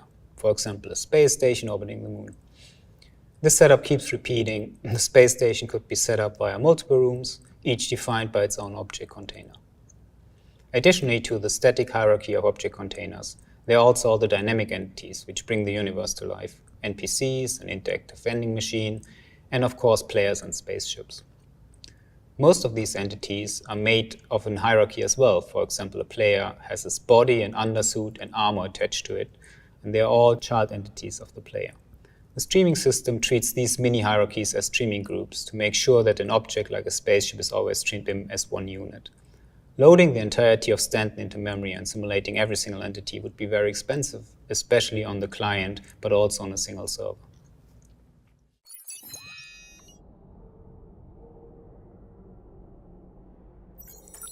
That's why we developed entity bind culling and object container streaming, which allows us to stream object containers and streaming groups individually. When the game server starts, all entities and object containers within the solar system are loaded into local memory of that game server. These entities are not streamed in, we just store the initial state in server memory. When a player connects, we create a so-called streaming bubble around that player, and object containers as well as streaming groups that are visible from the player's point of view are considered inside this bubble. Any object container that is inside the bubble will stream its content, and any streaming group within the bubble will also be streamed in on the server and then replicated to the client. Entities are considered inside the streaming bubble if their projected screen size on a virtual 1080p plane is larger than 5 pixels based on distance to the player. So while a large object like a moon will be considered inside the bubble from far away, a small object like a ship will only be considered inside when it's much closer to the player.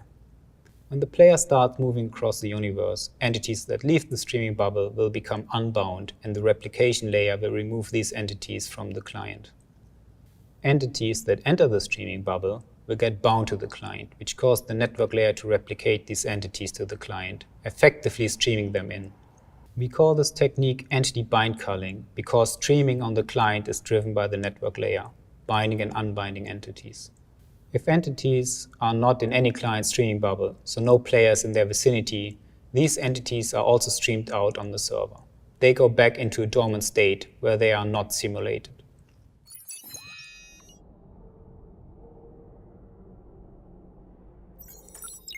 This model works quite well on the client. However, it doesn't scale well on the server. While we do stream entities on the server with no players close to them, a poor distribution of players will cause the DGS to load most entities, and the more clients we try to match to a given game server, the likelihood of a player being at every single location increases. And that basically nullifies the benefit of server-side streaming. So how do we solve this? The answer should be simple. Allow multiple instances of the game server to work together so they can split up the work. Well, it's not quite that simple. Let's have a look at the current architecture.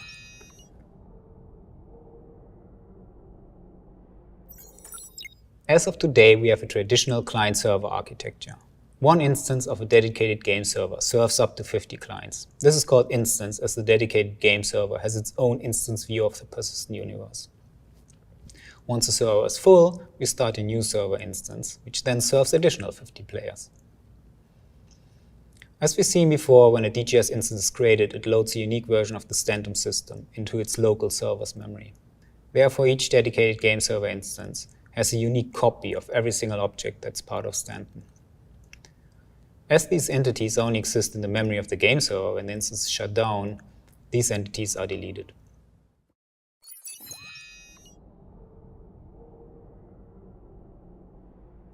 The goal of server meshing is to allow multiple DGS instances to work together and divide simulation costs between each server in the mesh. In the best case, we can scale this to infinity by adding more nodes to the mesh. As we saw earlier, each server node stores the state of entities locally. If we want to mesh these servers together, we need to find an efficient way to synchronize state between each server. With our current architecture, depending on the vision of the simulation and the overlap, this would require a lot of synchronization points between each node. It's an exponential problem, as in the worst case, each node would need to talk to each other node in the mesh, severely limiting our ability to scale it. To solve this issue, we are separating simulation and replication. Instead of just meshing multiple dedicated game servers together and have them synchronize state between each other, we are introducing a new layer called replication layer. The replication layer has two major functions. It holds the state of every entity in memory and replicates the state to clients, but also to server nodes. I said server nodes because in this setup, the traditional dedicated game server becomes a game server node. This server node connects to the replication layer, very similar to a client, and only a subset of entities are replicated to that server node. Replication to server nodes is controlled by the network bind culling algorithm that we saw earlier, and is driven by streaming bubbles, and it works very similar to how it works on clients. The server node has certain streaming bubbles assigned to it, which will cause the replication layer to replicate entities from these streaming bubbles to the server node. Contrary to a player's client, a server node has the additional responsibility to execute server-side authoritative code for those entities, controlling AI, doing damage calculations, etc., etc. The result of this simulation is then written back from the server node to the replication layer, and from there it is replicated to all connected clients and other server nodes. Since streaming bubbles can overlap, entities may be replicated to multiple server nodes, exactly the same way how they are currently replicated to multiple clients if players are at the same location. To avoid two server nodes trying to simulate the same entity, only one server node can have authority over any given entity. And only that server is allowed to write entity state back to the replication layer. This is usually the first server node who replicated the entity, and other server nodes will only run client code on those entities. Basically, you can see a game server node as a client with authority to write the result of its local simulation back to the replication layer. Authority can transfer between server nodes. For example, if an entity leaves the streaming bubble of the current authoritative server, it is then transferred to the next server node that has this entity currently streamed in. Further, authority can be transferred between server nodes on demand in order to load balance the mesh.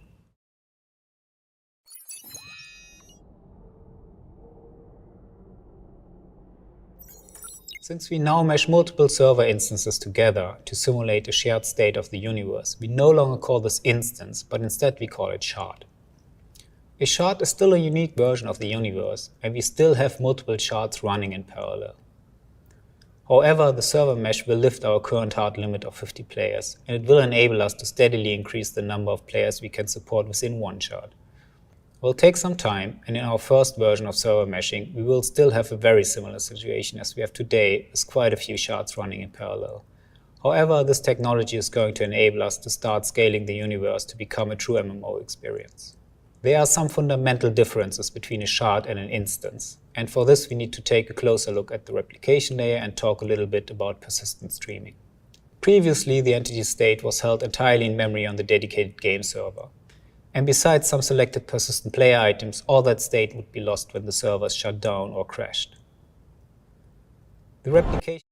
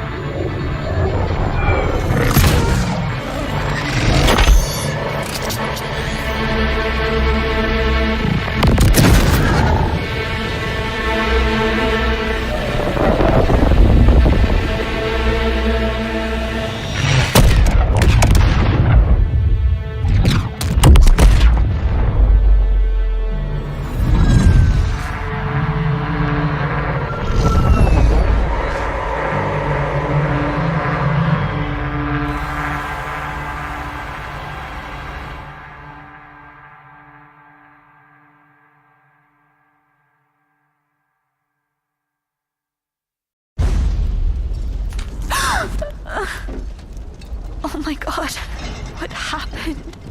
My head. They must be like pirates. I'm gonna keep rolling, see what happens.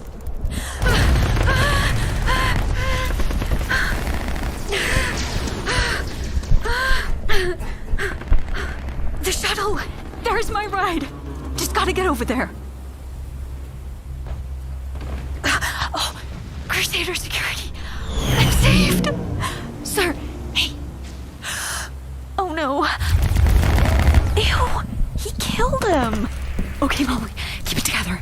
You got this. Ew, is that blood? Oh my god, nasty. This is seriously super disturbing. So much property damage. Like, where is the shuttle? That looks like it could get me out of here. If I could just make it over there. Yeah, you go over there. That's right. Don't turn around. Don't turn around. Here goes nothing. States in the graph data. We call this entity graph, and it's an evolution of the original iCache. When we create a new shard, the initial entity state of the universe is seeded into this database. This happens offline before we let player join the shard. When the shard comes online, the replication mesh caches the state from the entity graph. As player connect to the shard and as we start to spin up new server nodes, simulation begins and alters the state of the universe. The replication layer does not only replicate these state changes to connect players and server nodes, it also replicates the state into the entity graph. Since the entity graph is a persistent database, the state of the shard is never lost, and even if the shard is shut down, the state persists and can be resumed at a later time. Benoit is going to show you some more technical details about the entity graph. Thank you, Paul. Get ready for a deep dive into the entity graph persistence database.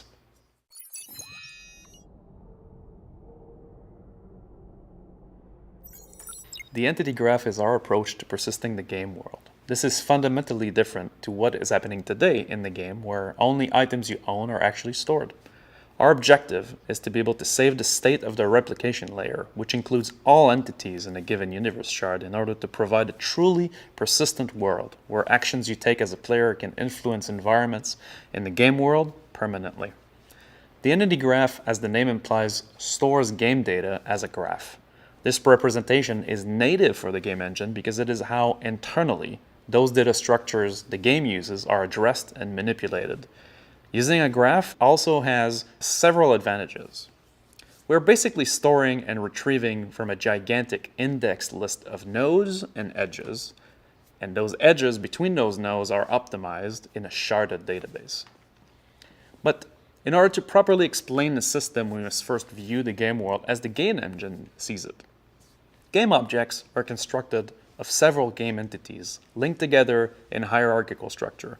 You can picture this as a tree, which is a specialized kind of graph. This is how the game engine holds and simulates the elements on screen as it is running the simulation. In a server meshing world, this is also how replicants hold the entities in memory for each of their assigned territories. For example, a ship is made up of several entities that make up different parts of the entire playable vehicle.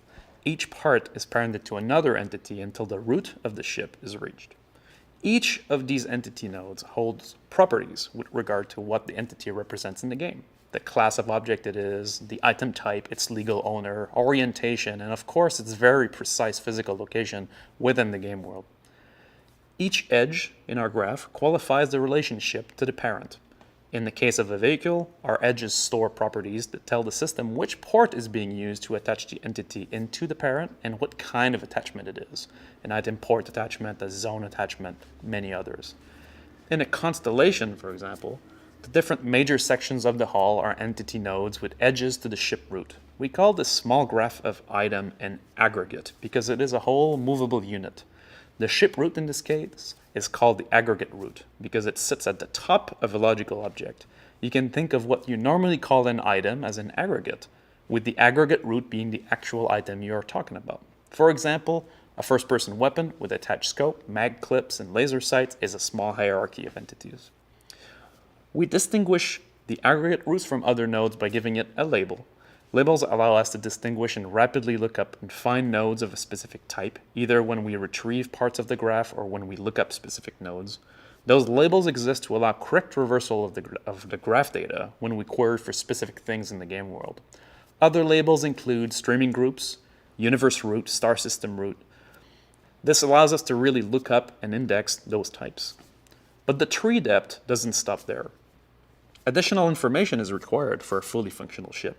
The insides of each of those structural entities have to be fleshed out. Object containers are the building blocks of how space division is achieved, which aggregates and what part of the hierarchy they're in. In fact, most major areas of ships are represented as OC entities attached to the ship root or another OC. The shape of this data actually takes in reality is driven by designers. Of course, then, each of those object containers also contain entity hierarchies as well, expanding to have the common static and dynamic entities you're used to playing with, like elevators, beds, guns, seats, gimbals, and others. In addition to object containers that make up the structure of the ship, Other aggregates can also be attached within the hierarchy of our ship. For example, a rover parked in the cargo bay of Arcani will be attached as a sub-aggregate attached to your ship's cargo grid. Same goes for turrets, which are changeable and themselves expose item ports, allowing guns to be mounted. For each of those entity nodes, a snapshot document is also stored. This document contains all the runtime values, the game components attached to those entities. This data is the dynamic part of the model where game developers can persist variables on any entity in the game world according to the rules of a game component. For example, damage state and health data are stored within the snapshot document of those ship entities. Storing and retrieving data in graph form really have some awesome properties. It's a native structure to the game engine, so it gets loaded rapidly. It's very simple and effective to serialize and transport because it's just a list of nodes and edges. There are optimized databases that we can use that allow us to fetch entities recursively in a traversal rapidly, and the dataset can be sharded across multiple database instances reliably. One key element here and one big advantage of having a graph data is also that we can reduce writes. So in order to reduce that, all the hierarchical changes that we need to do can be minimized. For example, if we want to detach mutation command will detach an entity from the hierarchy. In this case, a single edge must be erased, which is a very inexpensive operation. A nice side effect of this is also that it's the same operation whether we're detaching a single entity or an entire aggregate. In both cases, the single edge must be erased in order to perform the detach. Rolling away in your stowed rover, detaching a gun from a replacement or for a replacement, or selling a turret becomes really a cheap operation to persist. That is good because that happens very frequently. Compared to a columnar approach where index columns must be maintained for every write, linking all objects to the aggregate root, this is really a great performance improvement. The same properties apply with the attach command, which will only have to create a single edge when rejoining items to the hierarchy, be it via attachment or parking another vehicle on a docking hub. The attach and detach commands are two of the many semantic commands that the Entity Graph API proposes, allowing to express a mutation to the graph. Other examples of the different commands are create, possess, transfer, stack, unstack, change location, change snapshot, bury, stow, and unstow. One important change in addition that comes about with the entity graph is also how mutations are applied to the database. Each mutation is composed of multiple commands which are executed in sequence but committed transactionally to the database. They either succeed together or fail and roll back together. This ensures that the changes to the graph are always consistent and no lost writes or errors can cause data corruption. For example, a mutation consisting of detach, transfer, and an attach commands would succeed only if all three commands are applied successfully. The system retrieves a constant ordered streams of mutation from the replicant scribes that are part of the replication layer and are enqueued in durable queues to ensure that no message is lost even if the service is unavailable or paused. It's important to understand that the graph does not only cover your ships and items, but the entire game world is made of this way. Your ship is actually attached to the zone host location you travel in. Your playing character is attached to your ship seat when you are piloting it, just like planets are attached to their star system routes.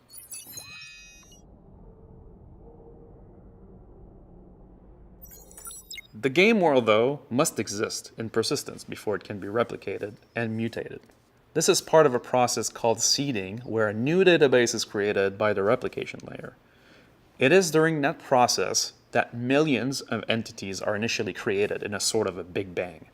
At this stage, every object container, every minor or major entity from planets to doorknobs are inserted into the entity graph in their default state. That is, the state that the designers decided was the initial state of the world. This process goes down from the universe root to the star system root and into the different areas and planets, into their landing zone, their buildings, their rooms, down to the smallest possible entity. There are multiple types of entities that are created during this process.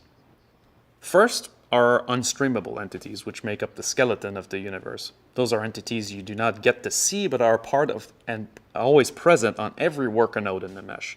It is by looking up unstreamable entities that the game world is able to stream in the other types of entities into your client and into the server mesh.